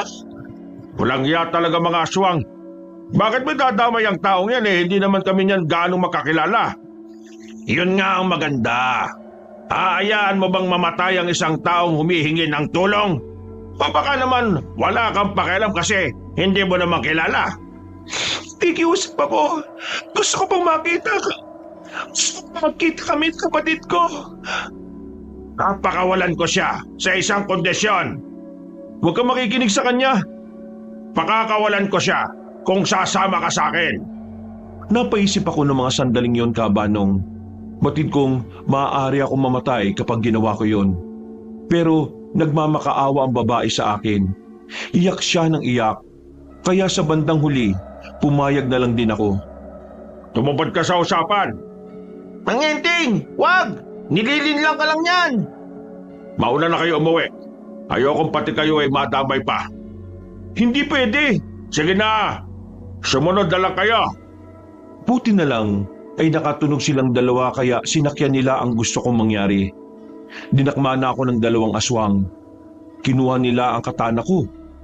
Meron pang lumabas na 2 aswang para naman humawak sa babae. Nang makalayo na si Ricardo at David, tumawa ng mahina ang matandang aswang. Akala niya siguro'y naisa na niya ako. Pero ang hindi niya alam, parte yun lahat ng plano ko. Kailangan ko kasing mas makalapit sa kanila. Nang sa ganon ay madali ko silang mapatay. Kawawa ka naman. Mamamatay ka lang ng ganito matapos ang lahat ng kagitingan na ginawa mo. Oh, bahala na kayo sa albularing yan. Pagsaluhan ninyo kung gusto ninyo. Pagtiisan nyo ang bulok niyang laman loob. Patawa-tawa pa ang matandang yon at saka umalis. Makalipas ang 3 minuto ay tuluyan na siyang nawala sa paningin ko. Nakita ko na lang na binitiwan na ng 2 aswang ang babaeng si Tessa. Iba na ang ngiti niya. Hindi na ito nakakaawa. Nagpapakita na ito ng nakakainsulto at nangahamak ng ngiti. Sinasabi ko na nga ba madali ka lang ding mauto. Nakakatawa ka, Enteng. Mamamatay ka lang ng ganito sa kamay ng isang aswang na kagaya ko. Anong tingin mo sa akin, tanga? Alam kong aswang ka. Hinayaan lang kita sa mga pakulo mo dahil gusto kitang gamitin para malaman kung nasaan ang iba pa. Pero dahil wala ka na magiging pakinabang sa akin, wala na rin akong pakialam sa'yo. Huwag ka naman kunwari na alam mo ang mga plano ko una pa lang. Hindi ka matalino sa paningin ko. Di ka rin naman matalino sa paningin ko Gagawa ka na lang ng dahilan, yung kapatid mo pang hindi naman totoo. Akala mo hindi kita pinamamanmanan? Isa kang malaking tanga. Nagbago ang reaksyon ng kanyang muka. Para siyang nagagalit. Nagkuyom ang kamao niya. Kumigpit naman na pagkakahawak sa akin ng 2 aswang. Saka ka na mag-angas kapag nailuwa mo ng buto na nagbibigay sa iyo ng lakas. Tatanggalin ko yan ngayon din. Subukan mo kung kaya mo. Lalapit na sana sa akin si Tessa nang tapakan ko ng malakas ang paa ng 2 aswang na nakakapit sa akin. Nang makakuha ko ng tamang pagkakataon, buong puwersa akong nagpumiglas sa kanila. Nakakuha na ako ng espasyo kaya naman inihanda ko na rin ang sarili ko. Mga inotel! Mga tanga! Ang lalaki ng mga katawan ninyo. Hinayaan niyo makakawala yung matandang yan? Kabang ka na, babae ka. Uunahin kitang maihatid sa impyerno. Hintayin niyo. Atakihin niyo na ang isang yan. Nalapit na sana sa akin ang 4 na aswang pero bigla na lang silang tinamaan ng palaso. Pero may 2 pang natira. Nagulat si Tessa nang makitang bumalik si Ricardo at David. Kayo nang bala sa 2 ito. Ako narito sa impaktang babae na ito. Hindi na ako nagsayang ng oras. Agad kong hinarap ang babaeng aswang. Nakikita kong itsura niya na parabang nababahala. Sinamantala ko ang pagkakataong yun. Nagmamadali kong dinampot ang aking katana. Hinagupit ko siya pero nakailag siya. Pagtingin ko sa kaliwa ay naroon na si Tessa. Mabilis na gumapang papunta sa akin. Tinangka niya akong kalmutin pero naiwasan ko rin siya. Sa pangalawa niyang atake, napansin kong masyado siyang naging kampante. Dahilan para matamaan ko siya ng hiwa sa tagiliran niya. Napahawak agad siya sa parting yon ng kanyang katawan. Umaagos ang dugo, pero pinilit pa rin niya akong labanan. Muli niya akong inatake kahit na mabagal na ang pagkilos niya. Hindi ko siya binigyan ng pagkakataon na makabawi. Hiniwa ko ulit siya sa bandang leeg. At sa punto namang ito, hindi na siya makagalaw ng mabilis. Napatigil na siya. Base sa kanyang pagkahingal, ramdam kong hindi na niya ako malalabanan. Isang malaking pagkakamali mo na kinalaban mo ako.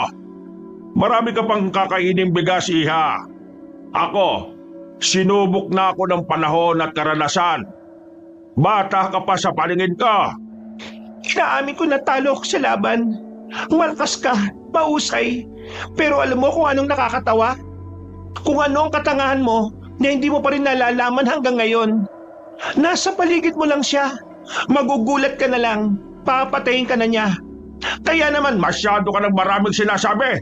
Yeah! Sinaksak ko siya ng hawak kong katana. Ilang beses kong ginawa yon hanggang sa tuluyan na siyang malagutan ng hininga. Pagtingin ko naman kay Ricardo at David, nagawa na rin nilang talunin ng 2 aswang na kalaban nila. Bumuntong hininga na lang ako. Pero sa loob-loob ko, nagpapasalamat ako sa Panginoon dahil nagtagumpay ang mga plano ko. Nagawa natin, Mang Enteng. Oo, nagawa natin. Pero kahit na nanalo tayo ngayon, hindi ko na maibabalik ang buhay ng mga kasamahan kong pinatay nila. Sinusumpa ko sa bato. Papatayin ko sila. Naintindihan namin ang nararamdaman mo, Mang Enteng. Pero magdaan-daan kayo. Huwag kayong magpadalos-dalos, ha? Kahit po anong mangyari, mas kailangan nating pagganahin ang utak natin kaysa sa puso. Isip kaysa sa emosyon. Muli akong humugot ng malalim na paghinga. Napatango ko dahil tama naman ang sinabi ni David. Hindi ko magagawang bigyan ng hustisya ang kamatayan ng mga taong nasawi kung mas uunahin kong magalit kaysa mag-isip. Pupuntahan natin ang pamilya ng mga kasamahan ko bukas ng umaga. Kailangan nilang malaman ang mga nangyari. Paano kung ikaw na naman ang sisihin nila? Kami na lang kaya ang humarap sa kanila. Ako ang kilala nila. Kaya ako ang haharap. Isa pa, kung sakaling sisihin nila ako, tanggap ko. Sa akin naman talaga nagmula ang lahat ng ito eh. Hindi gaganti ang mga aswang kung hindi ko sila nilagas dati. Tinapik ko ang balikat ng 2 at nauna na rin akong maglakad na parabang walang nangyaring labanan. Hindi rin naman kasi ako masyadong pinagpawisan. Wala ring ganong galos.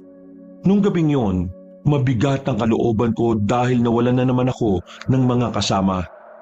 Kahit ilang beses ko naman nang naranasan yun noon, wala pa rin pinagkaiba ang pakiramdam. Masakit at nakakalungkot pa rin.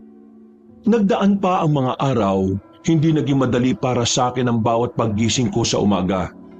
Kada didilat ako, naririnig ko ang mga boses ng mga kamag-anak na mga kasamahan ko. Paulit-ulit ko silang naririnig hanggang sa pagtulog ko. Wala silang ibang sinasabi kundi kasalanan ko ang lahat. Dahil doon, nararamdaman kong unti-unti na akong pinanghihinaan ng loob. Pakiramdam ko kasi, kung itutuloy ko ang ginagawa ko, baka mas marami pang madamay.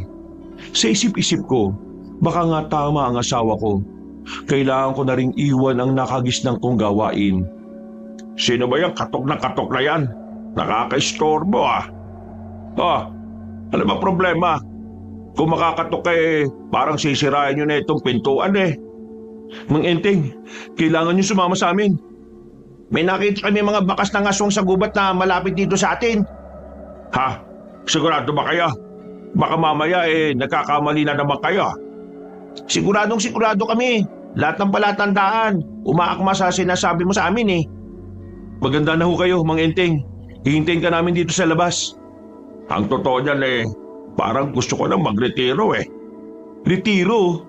Seryoso ba kayo sa sinasabi nyo? Ngayon pa talaga?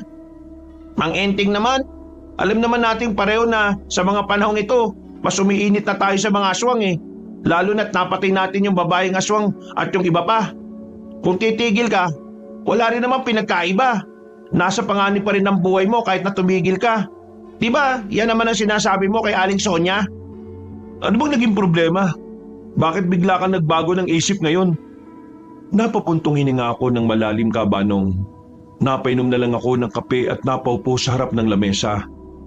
Dumadami lang ang mga taong namamatay ng dahil sa akin. Kung titigil ako, baka matigil na rin ang isang malaking katangahan yan, Mang Enteng. Anong sinabi mo? Hindi matitigil ang gulo kahit na mamatay ka pa. Mananatili silang gagawa ng kasamaan kahit na manahimik ka rito.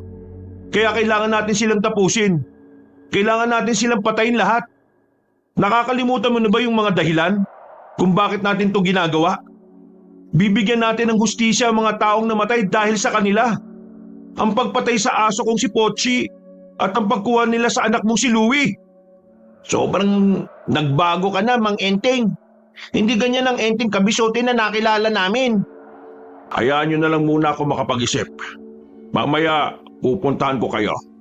Parating na kasi si Sonia at si Ramil. Napapailing na lang silang dalawa. Halata ang pagkadismaya sa mukha nila nang maglakad na rin sila paalis. Maya-maya lang din, dumating na si Sonia at si Ramil. Pagpasok pa lang nila, narinig ko nang nagtatawanan na sila. Napapangiti na lang ako habang pinagmamasdan silang dalawa. Para na kasi silang mag-ina talaga.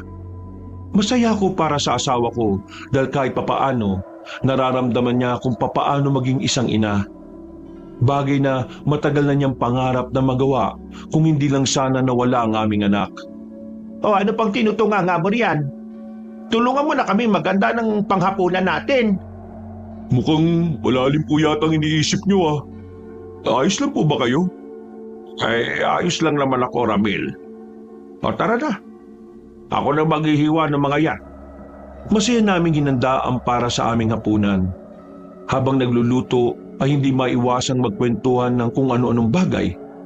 Sa mga sandaling yon, wala akong ibang nararamdaman kundi kasiyahan. Ganun din ang asawa ko. Pero ang hindi ko alam, yun na pala ang huling hapunan namin nakasama si Ramil. 8:00 na. Delikado na sa daan. Gusto mo bang ihatid na kita? Hindi na po. Nakakaya na po.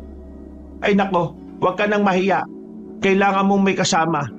Kapag kasama mo yung si Tatay Enteng mo, walang gagalaw sa iyo. Maangas yan dito eh. Lakot yan. Naku, oo nga po eh. Narinig ko palagi sa palengke na maraming natatakot kay Tatay Enteng. Tara na. Para makauwi ka na kagad sa bahay ninyo. Sigurado ba kayo, Mang Enteng? Hindi nakakaabala? Hindi naman. Para ka namang ibang tao. Kahit na alam kong delikado na kasama si Ramil sa daan, gusto ko pa rin siguraduhin na makakauwi siya ng ligtas sa kanila. Sa mga nagdaang araw kasi, kumakalat ang mga balitang marami nang natatagpo ang bangkay. Mga katawan ng mga taong wala namang kinalaman sa samahan ng mga albularyo. Para bang basta-basta na lang pumapatay ng mga tao ang mga aswang. Maraming salamat, Ramil ha. Ho? Salamat po saan? Maraming salamat kasi nung makilala ka namin, pakiramdam namin naging isang tunay na magulang talaga kami. Napapasaya mo kami. Tungkol ba ito sa anak niyong si Louie? Oo. Pasensya ka na kung ikaw yung parang ginagamit namin para sumaya ha. Hindi niyo naman po ako ginagamit kasi kusa ko itong ginagawa. At masaya rin po ako na malaman na nakakatulong ako sa inyo. Kung ano-ano pa ang napag-usapan namin ng mga oras na yon, Kabanong. Nalibang na kami sa kwentuhan kaya hindi ko na namalayan na nakarating na pala kami sa abandonadong tulay na madalang na lang na madaanan ng sasakyan at ng mga tao. Ay, nako, nalibang ako sa usapan natin. Hindi ko namalayan na mali na pala itong dinaraanan natin. Ayos lang, pwede naman akong dumaan dito eh. Ha? Saan ka dadaan dyan? Sarado na yung daan na yan. Naging kagubatan na rin yan eh. Bakit niyo siya binigay sa mga aswang? Ha? Binigay sa mga aswang? Anong sinasabi mo, Ramil? Hindi ko gaanong makita ang mukha niya dahil may kadiliman na rin sa tulay. Pero noong mga oras na yon, biglang nagbago ang pakiramdam ko sa kanya. Sa isang iglap lang, parang merong nag-iba sa Ramil na nakilala namin. Parang hindi na siya yon. Bagay na mas lalong bumuhay sa pagtataka ko. Pero mas naging maganda ang buhay niya ron. Doon, itinuring siyang pamilya at sinamba siya ng mga mas nakakababa sa kanya. At isa siyang espesyal na aswang. Kaya alam kong malaki ang pasasalamat niya dahil hindi kayo nagpalaki sa kanya. Hindi kita maintindihan, Ramil. Sino ba sinasabi mo? Aray! Hindi ko na naituloy ang sinasabi ko nang bigla niya akong suntukin ng malakas sa sikmura. Sa sobrang lakas ay parang bumaliktad ang sikmura ko. Naramdaman ko na lang ang panghihina ng kusang mailuwa ko ang mahiwagang buto. Mabilis yung kinuha ni Ramil. Habang ako naman, napahiga na lang ako. Nanlalambot, hinang-hina at nahihilo. Sino ka ba? Bakit mo ito ginagawa sa akin, Ramil? Hindi ako si Ramil. Ako si Louie, ang anak na pinamigay ninyo sa mga aswang kapalit ng pera. Ha? Louie?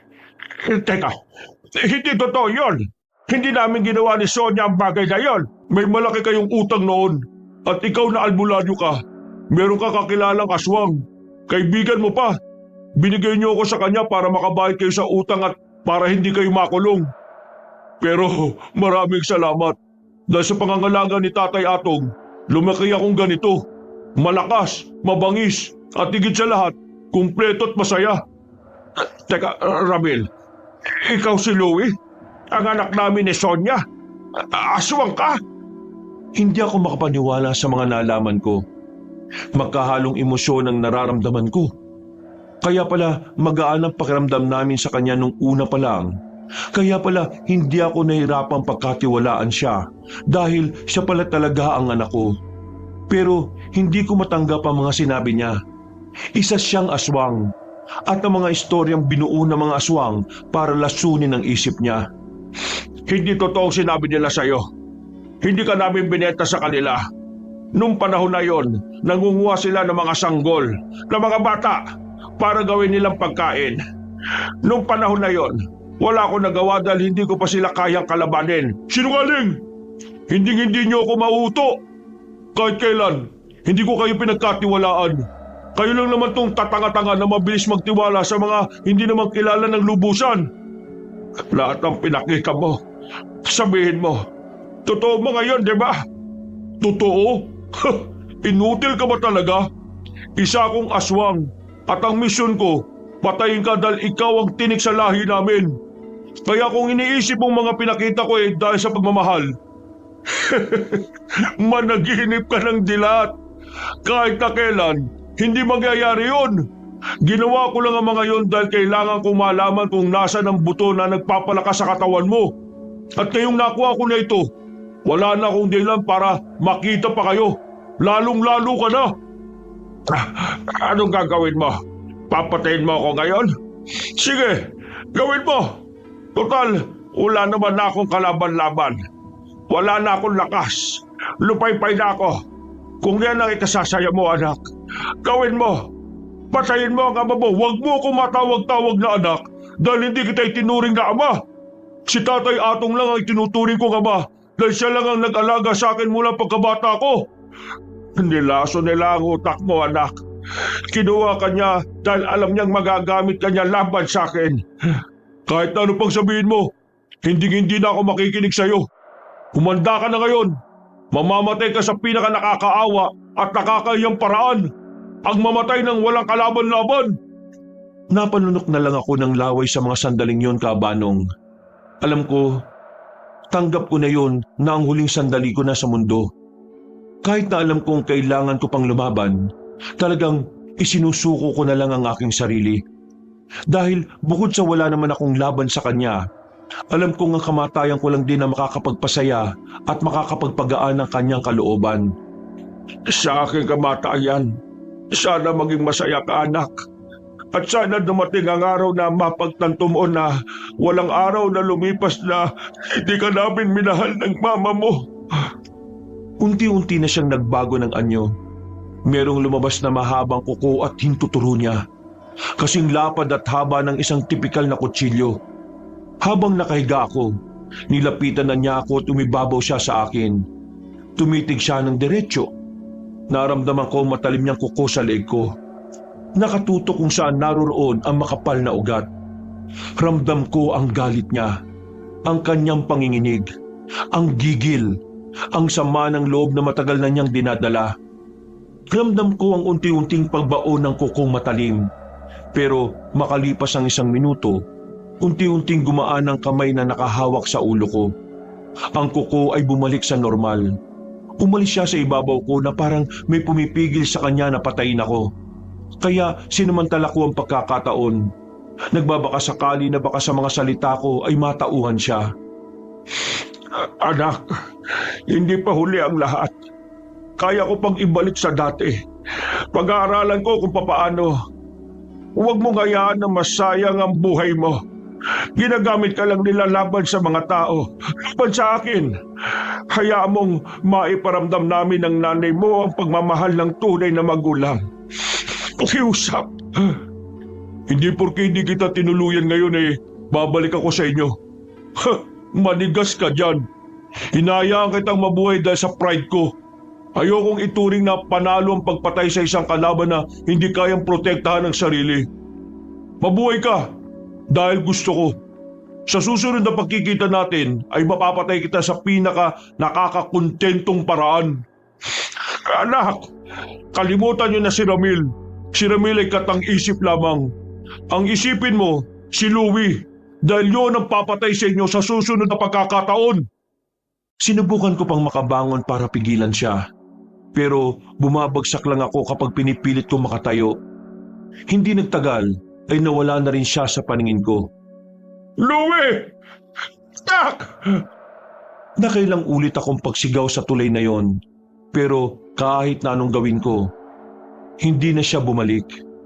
Maya-maya pa, naramdaman kong mas lalong umina ang katawan ko. Muli akong bumagsak ng pinilit kong bumangon. Hanggang sa bigla na lang akong nawala ng malay. Pagising ko, meron akong nakikita mga alitap-tap sa harapan ng mukha ko. Maya-maya pa, sa mga sandaling yun, hindi ko alam kung bakit parang hinahatak nila ako para sundan sila. Ang pinagtataka ko rin kung bakit parang kinakaya ko nang makabangon. Medyo nangihina pa rin ako pero naitutukod ko na ng mas matagal ang mga tuhod ko. Nakakatayo na rin ako kahit na medyo gumegewang. Bakit usa akong sumusunod sa mga alitap-tap na ito? Pinipilit kong pigilan ng mga paa ko sa paglalakad pero hindi ko magawa.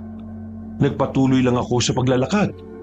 Hanggang sa makalipas ang halos 5 minuto, nakapasok na ako sa kagubatan. Mas dumami ang mga alitap-tap at nasa iisang direksyon lang sila. Dahil doon ay naintriga na ako kung ano ba talaga ang nangyayari. Kaya naman sinundan ko na lang sila. Maya-maya pa, nakarating na ako sa isang kuweba.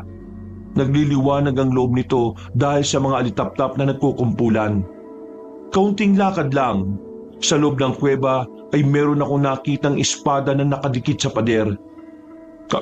Kaya di ba ako dinala rito para ihatid sa espadang ito? Teka, ito ba yung espadang nasa panaginip ko? Sandali. Ito nga yun. Nagmamadali ako makalapit sa espada, Kabanong. Nang hawakan ko na yon ay may kakaiba kong naramdaman. Parang mainit, Parang may dumaloy na kuryente sa katawan ko. Pero dahil pakiramdam ko yun na ang espadang gustong ipagkaloob sa akin para talunin ng mga aswang, muli ko yung hinawakan kahit na halos mapaso na ang kamay ko. Buong lakas kong hinugot yun. Pagtanggal ko sa espada sa pader, nangisay ako ng ilang segundo. Lumiwanag sa kuweba. Kasunod nito ay may narinig akong mahiwagang boses.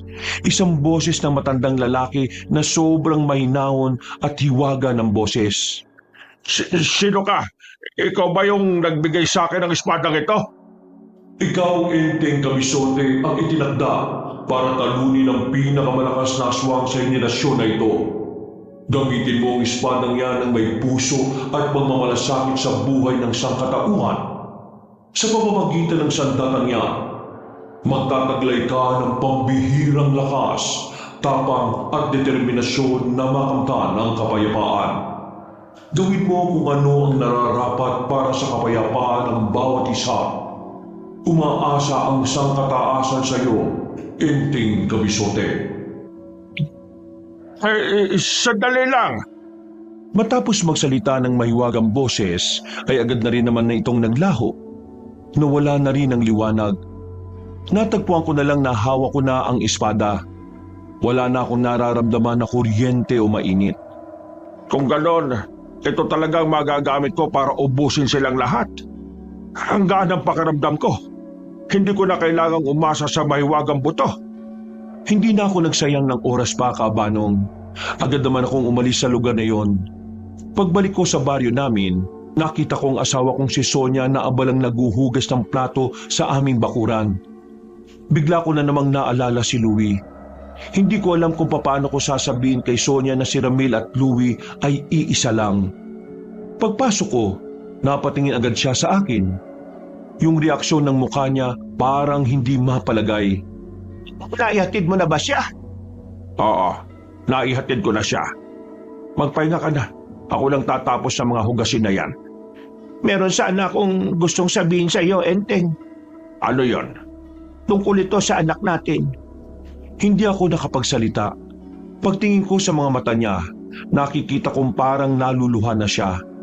Kinutuban na ako, pero hinintay ko pa rin kung anong manggagaling sa bibig niya.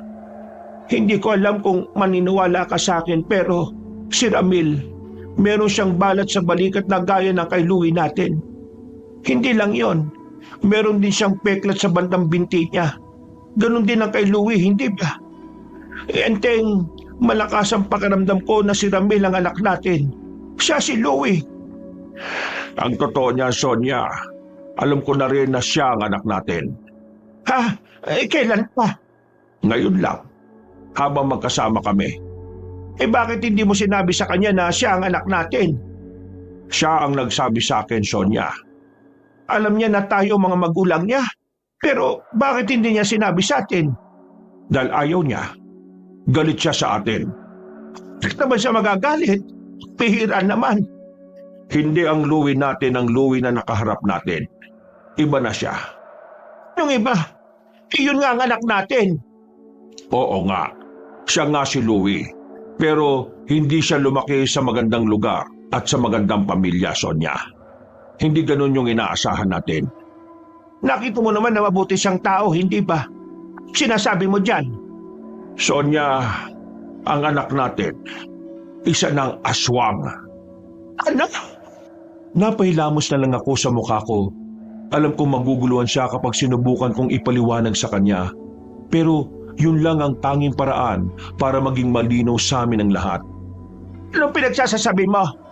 Paano magiging aswang si Louie? O si Ramil? Nakita mo naman na normal na tao lang siya, hindi ba? Kung aswang siya, dapat ikaw ang unang nakaramdam doon. Hindi siya pangkaraniwang aswang, kaya hindi ko naramdaman ang presensya niya bilang aswang.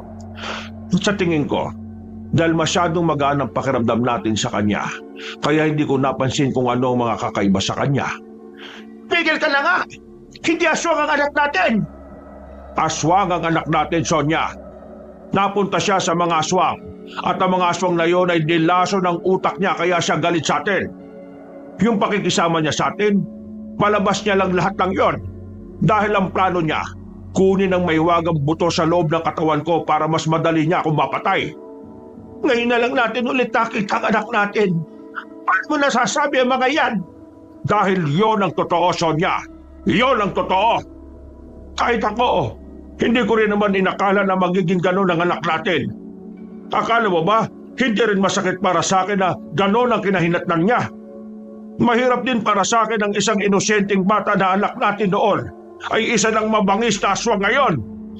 Sobrang hirap para sa akin yon. Mahirap dahil papatayin mo siya kasi aswang siya. Ganun ba? Hindi na ako nakapagsalita sa huling sinabi ni Sonia Cabanong. Para akong sinampal ng katotohanan. Isang katotohanan na kahit na anak ko si Louie, magiging magkalaban kami dahil makasalungat ang ipinaglalaban namin. Enteng, gusto ko pang makasama ang anak natin. Ikiusap ako. Huwag mo siyang sasaktan. Gawin natin ang lahat para makabalik siya sa atin. Huwag ka mag-alala, Sonia. Susubukan ko makausap si Louie para mahikayat ko siyang magbalik loob sa kabutihan. Niyakap ko na lang ng maigpit si Sonia Cabanong nung mga sandaling yon. Parehong mabigat ang kalooban namin. Ako, hindi ko alam kung papaano ko susolusyonan ang problemang yon. Pinagdarasal ko na lang na sana magkaroon ng himala. Kinabukasan, nakipagkita ko kay Ricardo at David. Kinuwento ko sa kanila ang nangyari. Kahit sila, nawindang din sa mga naalaman. Kung hindi mo naramdaman ang presensya niya bilang aswang, ibig sabihin, hindi siya pangkaraniwan. Baka bukod tangi siya sa lahat kaya siya pinili ng matandang aswang para lapitan ka. Ano ngayon yung binabalak mo, Mang Enteng? Sigurado ka bang kakayanin mong hanapin ang anak mo sa susunod niyong pagkikita? Hindi ako nakapagsalita. Hindi ko alam kung anong isasagot ko sa tanong na yon, Cabanong. Nahahati ang isipan ko.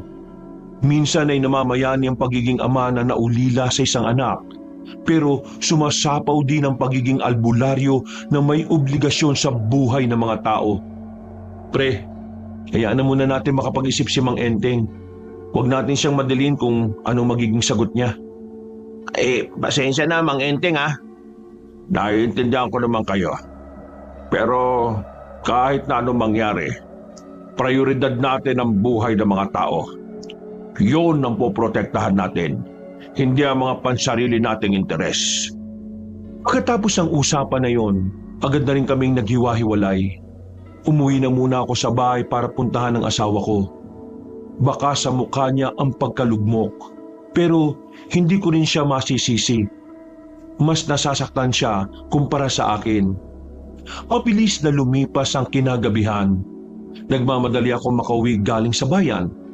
May mga daladala akong pagkain na pasalubong para kay Sonia.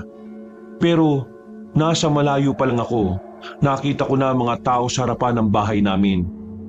Kinabahan na ako kaya dali-dali akong lumapit, Cabanong. Sinalubong ako ni David at Ricardo. Meron silang hawak-hawak na sulat. Pagbasa ko, nakalagay doon na kinuha ni Louie si Sonia. Dinala sa gubat na malapit lang din sa baryo. At sinabi rin doon na kailangan kong pumunta para ipantubos ang sarili ko. Sasama kami. Hindi na. Laban ko na ito. Problema na namin to bilang pamilya. Anong bilang pamilya? Hindi ka nakakasiguro na si Louie o Ramil lang ang nandun. Baka mamaya mapatay ka nila doon. Tama si David, Mang Enteng. Patibong lang ang ginagawa niya. Huwag na kayong sumama. Pero meron ako ipapagawa sa inyo. Meron pa akong isang kakilala na albularyo din.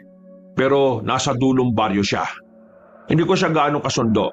Pero pareho kami ng adikain pagdating sa pagpatay sa aswang. Kausapin niyo siya.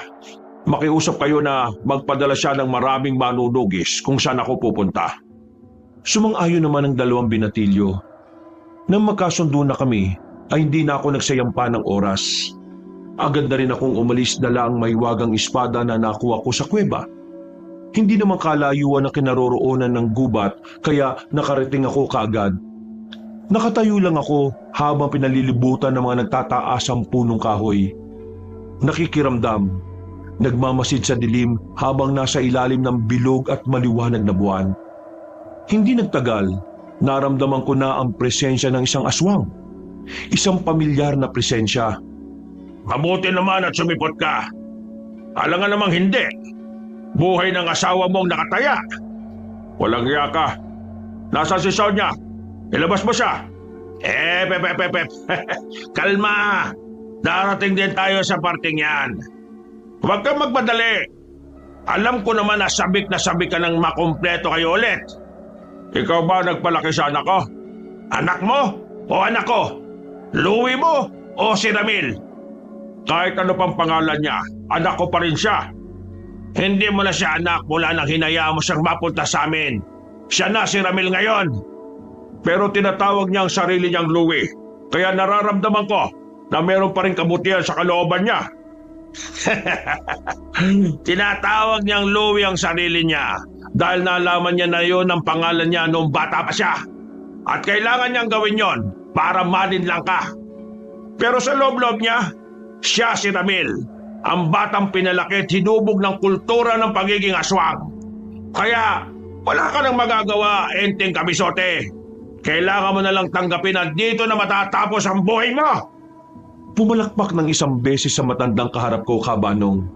Maya-maya lang ay nagpakita na rin ng mga aswang na kanina ko pa nararamdaman. Naroon din si Louie. Kasama nila si Sonia na nakabusal ang bibig. Louie, hindi mo ito dapat ginawa. Kami ni Sonia ang tunay mong magulang. Kami ang magpaparamdam sa iyo ng totoong pagmamahal. Nakalimutan mo naman sinabi ko sa iyo na sa susunod natin pagkikita, papatay na kita. Ganyan ka ba kahina matanda ka? Gagamit ka pa ng tao para pahinain ako? Wala na sa akin ang maiwagang buto. Ano ba kailangan ninyo? Tingin mo sa akin, tanga? Akala mo hindi ko alam na meron kang panibagong pinaguhugutan ng lakas mo? Hindi ko sigurado kung ano yon. Kaya yan, naninigurado na ako na talagang hindi ka na makakapalag. Kahit na may bago kang tuklas na panlaban sa amin. Kahit na kailan, mga hayop talaga kayo. Pamili ka ngayon. Buhay ng asawa mo o buhay mo? Tatay Atong, gusto ko siyang makalaban. Kaya mas maganda siguro kung pakakawalan natin ang matandang to. Kung magagawa niya akong talunin. Hindi ka dapat maging kampante, Ramil. Hindi natin alam kung ano ang itinatago nitong alas. Wala akong nararamdamang panganib sa kanya. Kaya sana hayaan mo ako. Hindi ka ba nagtitiwala sa pagiging kakaibang aswang ko? Nakita ko napangisi matandang aswang. Sa huli, pumayag din ito. Kaya naman pumesto na rin sa harapan ko si Louie. Nagpatunog pa siya ng leeg at mga daliri.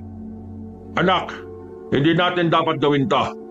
Ang tunay nating kalaban ay mga aswang. Makinig ka sa akin. Hindi na ako nakapagsalita nang mabilis siyang nakalapit sa akin. Sinuntok niya ako ng malakas. Tumilapon agad ako. Nakita ko pang nagpupumigla si Sonia. Gusto niya kaming awatin pero wala siyang magawa.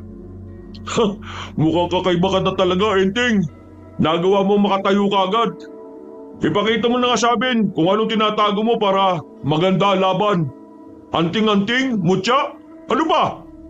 Hindi kita lalabanan kahit na anong gawin mo, anak. Ama mo ko, hindi ko kailanman magagawang sakta ng anak ko. Si Louie ang anak mo, pero si Ramil ang nasa harapan mo ngayon. Kaya manahimik ka. Kahit na magpalit ka pa ng maraming pangalan, ikaw pa rin ang anak ko. Nanggaling ka sa dugo namin ng nanay mo. Pero dugo na ng pagiging aswang ang dumadaloy sa mga ugat ko. Kaya wala ka na magagawa. Tapusin na natin ang laban na ito. Muli siyang umatake sa akin, Kabanong. Makailang ulit niya ako pinagsususuntok, pinagsisisipa at binalibag. Maya-maya pa, tinanggal nila ang busal ni Sonia. Umiiyak siya at nagmamakaawa. Louie, pinag-awa mo na. Magsaktan ng tatay pa. Pero kahit na anong pakiusap niya, ay hindi niya pinakikinggan si Sonia. Nung mga sandaling yon, alam ko mamamatay ako kapag hindi ako lumaban. At kapag namatay ako, mamamatay rin ang asawa ko. Kaya kahit na masakit para sa akin na harapin si Louie, nilakasan ko na lamang ang aking loob. Mas matimbang sa akin si Sonia kaysa sa anak kong makakapagdulot ng kapahamakan sa maraming buhay. Kung ito ang gusto mo, anak, sige, lalabanan kita. Yan! Yan ang gusto ko! Lumalaban! Yan ang maganda! Hinugot ko ng espada ko Sandali kong ipinikit ang aking mga mata. Dinama ko ang kapangyarihan ng mahiwagang espada. Pero sa hindi ko malamang dahilan, wala akong maramdaman. Parang normal na espada lang yon. Bigla akong kinabahan.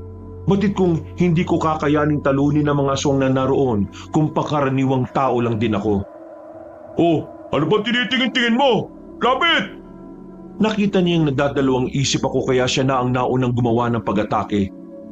Muli niya akong nilapitan. Tinamaan na naman niya ako ng malakas niyang suntok. Nakaramdam ako ng hilod dahil doon. Pero agad din naman akong nakarecover. Nabugbog pa ako ng nabugbog. Saka ko lang napagtanto kung bakit hindi lumalabas ang kapangyarihan ng espada. Yun ay dahil nag-aalangan pa rin akong gawin ang tama. Dahil hindi ko kayang tanggapin na kalaban na ang anak na itinuturing ko. Nang maramdaman ko na ang kapangyarihan ng espada, saka naman ito nawala sa akin. Pag-atake ulit sa akin ni Louie, nabitiwan ko yon. Kung ganun, nasa espadang yan ang tinatago mong alas ha? Alam ko na ngayon. Sinipa niya pa yun palayo sa akin. Sinubukan kong kunin pero hinarangan niya ako. Sinipa ng malakas kaya mas lalo kong napalayo sa sandata ko. Kahit na kailan. Matalino ka talaga, Ramil. Hindi mo ako binibigo. Siyempre, nagmana ako sa iyo eh. Sige, kung hindi mo talaga ako kayang ituring na ama, ayos lang. Hindi ko hahayaan na saktan mo ang mga taong mahal ko. Anak kita, pero hindi ikaw ang anak na gusto namin. Kung ikaw ang magiging dahilan para magdusa ang maraming tao, mas pipiliin ko sila kesa sa iyo, Louie. Kaya magmula sa oras na ito, hindi na ako magdadalawang isip na kalabanin ka. Hindi ko na pipigilan ang sarili ko. Gagawin ko kung ano ang tama. Sige, gawin mo kung anong gusto mo. At gagawin ko naman kung anong naaayon sa layunin sa lahi naming mga aswang. Sa muli niyang paglapit sa akin, mas naramdaman ko na ang lakas ng pagkakasuntok niya sa tiyan ko. Namilipit ako sa sakit. Nakita ko na lang na pinahaba na niya ng ilang pulgada ang kanyang kuko. Handang-handa na niya akong paslangin. Louie, kayo siya! Huwag gawin ito! Tapos siya! Mahal ka niya! Mahal ka namin! Hindi totoo pinamigay ka namin sa mga aswang para lang sa pera. Ang kwento lang ng mga aswang ang alam mo. Hindi ang kwento namin. Kaya, kinig ka naman, anak. Manahimik ka! Ang mga tinatawag niyong masama ay ang mga tumulong sa akin para mabuhay. Kaya wala kayong karapatan na ituring silang salot. Dahil yun ang sinalpak nila sa utak mo. Ang maniwala ka sa mga kasinungalingan. Manahimik ka! Gusto kakalmutin na niya ako nang biglang dumating ang mga resback na tinawag ng 2 binatilyo. Agad na sumiklab ang gulo. Nagkandalabo-labo na. Ramil, tigilan mo muna yan. Hayawan na muna ang mga bata natin dito. Hindi, kaya-kaya ko naman silang labanan. Makinig ka sa akin. Umalis silang dalawa. Habang ang mga aswang naman na kasama nila ay hinarang ang mga manunugis na resback. Mabilis naman akong inalalayan ni Ricardo at ni David. Ayos ka lang ba, Mang Enteng? Oo, ayos lang ako. Ang asawa ko, si Sonia. Nasaan ang asawa ko? Huwag kayong mag-alala. Nailigtas na siya ng mga kasama natin. Asikasuhin niyo ang mga aswang dito. Kailangan kong habulin si Louie at ang matandang aswang na yon. Paano mo sila kakalabanin kung mag-isa ka lang? Sigurado ka bang kakayanin mo sila? Habang nagkakagulo, inilahat ko ang kamay ko. Nagulat sila nang biglang lumipad ang espada papunta sa kamay ko. Lumika ito ng malakas na hangin. Lahat ay namangha, pati ang mga aswang ay sandaling napatigil. Pagkagupit ko, ay gumawa ito ng malakas na hangin na siyang nagpatilapon sa mga aswang. Kakayanin ko sila, kahit 2 pa sila. Kaya pakiusap, kayo na muna ang bahala kay Sonia. Ayoko makita niya kung paano ko tapusin ang buhay ng anak namin. Tumayo silang dalawa. Hindi na ako nagdalawang isip pa. Agad akong umalis doon at sinundan ko ang amoy nila Louie. At sa halos 5 minuto kong paghahanap sa kanila, narating ko na rin ang kinaroroonan nilang dalawa. Anga rin ako sa iyo, Entina. Talagang sinundan mo pa kami rito para lang mamatay. Kung talagang nag-iisip ka, dapat alam mong hindi ako susunod dito kung alam kong wala ako magagawa. Anong gagawin mo, Tatay Atong? Haharapin ko ang isang ito. Ako nangarap sa kanya. Ikaw ang pag-asa ng angkan natin, Ramil. Kaya ikaw ang huling alis natin. Manood ka na lang muna riyan. Hindi ka dapat maging kampante sa kanya. Kailangan muna natin alamin kung anong magagawa ng espada niya. Saka natin siya pagtutulungan kapag nakita mong hindi ko na talaga kaya. Ano? Tapos na ba ang pag-uusap niyo? Gusto ko nang simulan to. Naghihintay na sa akin ang asawa ko. Sa tono ng pananalita mo, mukhang kampante at malakas ang kumpiyansa mo sa sarili ah. Sige, tingnan natin kung anong magagawa mo. Naglakad na papalapit sa akin ang aswang na si Atong. Habang naglalakad siya, ay unti-unting nagbabago ang kanyang anyo. Naramdaman ko naman ang kakaibang kapangyarihan na dumadaloy sa kamay ko. Nagmumula yun sa espadang hawak-hawak ko. Sobrang lakas ng enerhiyang nararamdaman ko roon, kaya hindi na ako nagpatumpik-tumpik pa. Nagulat pati si Louis sa ginawa ko. Sa sobrang bilis, hindi na niya namalayang napatay ko na si Atong. Nakatarak na ang espada ko sa tiyan ni Atong at nang hugutin ko yon, unti-unti itong nangitim at kalaunan ay naging abo. Masyado kang maraming sinasabi. Anong ginawa mo? Anong ginawa mo sa tatay ko? Magsasalita pa sana ako pero nagbago na rin ang anyo si Louie. Lumaki to, tumangkad, hanggang dibdib na lang niya ako. Mas naging maskulado pa ang katawan. Lumabas ang 3 sungay sa ulo niya. Naghahabaan din ang kanyang mga kuko na singtalim na ng kutsilyo. Meron din siyang buntot na merong tuli sa ulo. Ang mukha niya naman ay kumulubot at pumangit. Isa na talaga siyang halimaw ng mga sandaling yon. Kaya wala na akong magagawa kundi ang ibigay sa kanya ang tunay na laban. Lumusob siya sa akin. Sobrang bilis, sobrang lakas. Hindi ko magawang sabayan ang mga galaw niya sa unang 5 minuto. Nadali niya ako. Basag ang kaliwang kilay ko. Duguan agad ako at naramdaman ko kagad ang kakaibang puwersa na nagmumula sa kanya. Ganyan pala ang ginawa nila sa iyo, Louie. Huwag ka mag-alala. Palalayain kita. Makakalaya ka sa buhay na yan, anak. Hindi ko gusto ang kalayaan na nagmumula sa iyo dahil matagal na akong malaya sa parangalam ko. Nahawakan niya ako sa liig pero hinataw ko siya ng espada. Tinamaan ko siya sa braso. Putol agad ang kaliwang braso niya pero hindi yun naging dahilan para panghinaan siya. Mas lalo pa siyang naging mabangis. Nakita ko na lang na humaba na ang buntot niya. Gumapang yun papunta sa akin. Pilit niya akong tinutusok gamit yon. Mabuti na lang ay malakas din ang pakiramdam ko kaya nahiwa ko ang buntot niya. Patawarin mo ako, anak. Kailangan kong gawin to. Huwag mo akong tawagin, anak! Mas lalo pa siyang naging mabangis. Magkakasunod na atake ang kanyang ginawa. Ako naman ay umiilag lang ng umiilag. Naghahanap ng tamang pagkakataon. Nang makadistansya ako ng kaunti, napansin kong medyo iniindan na rin niya ang sakit ng pagkaputol ng isa niyang braso. Kaya naman sinamantala ko na ang pagkakataon na nasa ganun siyang kalagayan. Ako naman ang lumapit ng mabilis. Parang bumagal ang oras nang nasa harapan na niya ako. Nagkatinginan pa kami sandali. Nagtama ang mga mata namin at parang meron akong nabasang kalungkutan mula roon. Noong mga sandaling yon, naramdaman ko na parang gusto na rin niyang makaalis sa ganoong buhay. Kaya kahit na masakit sa akin, pinilit kong tanggapin na ang tanging paraan para makalaya siya, walang iba kundi ang kanyang kamatayan. Makakapagpahinga ka na, anak. Malakas ko siyang hiniwa sa dibdib. Pagkatapos, itinara ko rin ang espada sa kanya. Agad siyang sumuka ng dugo. Napahawak pa siya sa kamay ko. Sa hindi ko malamang dahilan, nakita ko siyang nakangiti. Ang mata niya ay bumalik na sa normal na mata ng isang tao. Unti-unti ring nagbalik sa dati ang kanyang anyo. Hinugot ko ang espada. Bumagsak siya sa bisig ko. Hinang-hina. Hindi na makagalaw at pilit nang hinahabol ang hininga. Hirap na rin siyang makapagsalita. Pero base sa pagkakahawak niya sa kamay ko, alam kong sa huling sandali, kinilala niya ako bilang ama. Kinilala niya kami bilang magulang. Anak, pagpahinga ka na. Patawad, nak. Ngayon lang tayo nagkita sa ganitong paraan pa. Patawad na at hindi kita nahanap ng mga panahong nawala ka. Patawad kasi hindi kita nabawi. Anak, Louie, mahal na mahal ka namin ng nanay mo. Walang araw at gabi na hindi ka namin inisip.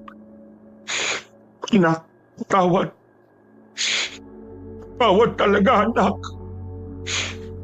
Ay, salamat po. Yun na lang ang huling salita na nasabi niya bago siya tuluyang bawian ng buhay. Ang tanging nagawa ko na lang nung oras na yon ay yakapin siya ng mahigpit habang umiiyak. Tila nakikisabay pa ang kalangitan dahil biglang bumuhos ang malakas na ulan. Kapanong pakiramdam ko noon ay pinatay na rin ako dahil sa sobrang sakit ng aking nararamdaman. Sobrang hirap dahil ako ang pumaslang sa anak naming matagal na naming gustong makasama. Pero wala akong magawa.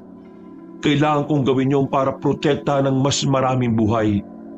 Isa pa, wala na rin pag-asang maibalik si Louie sa dati. At ang paraan ng pag-iisip niya ay hindi na rin magbabago.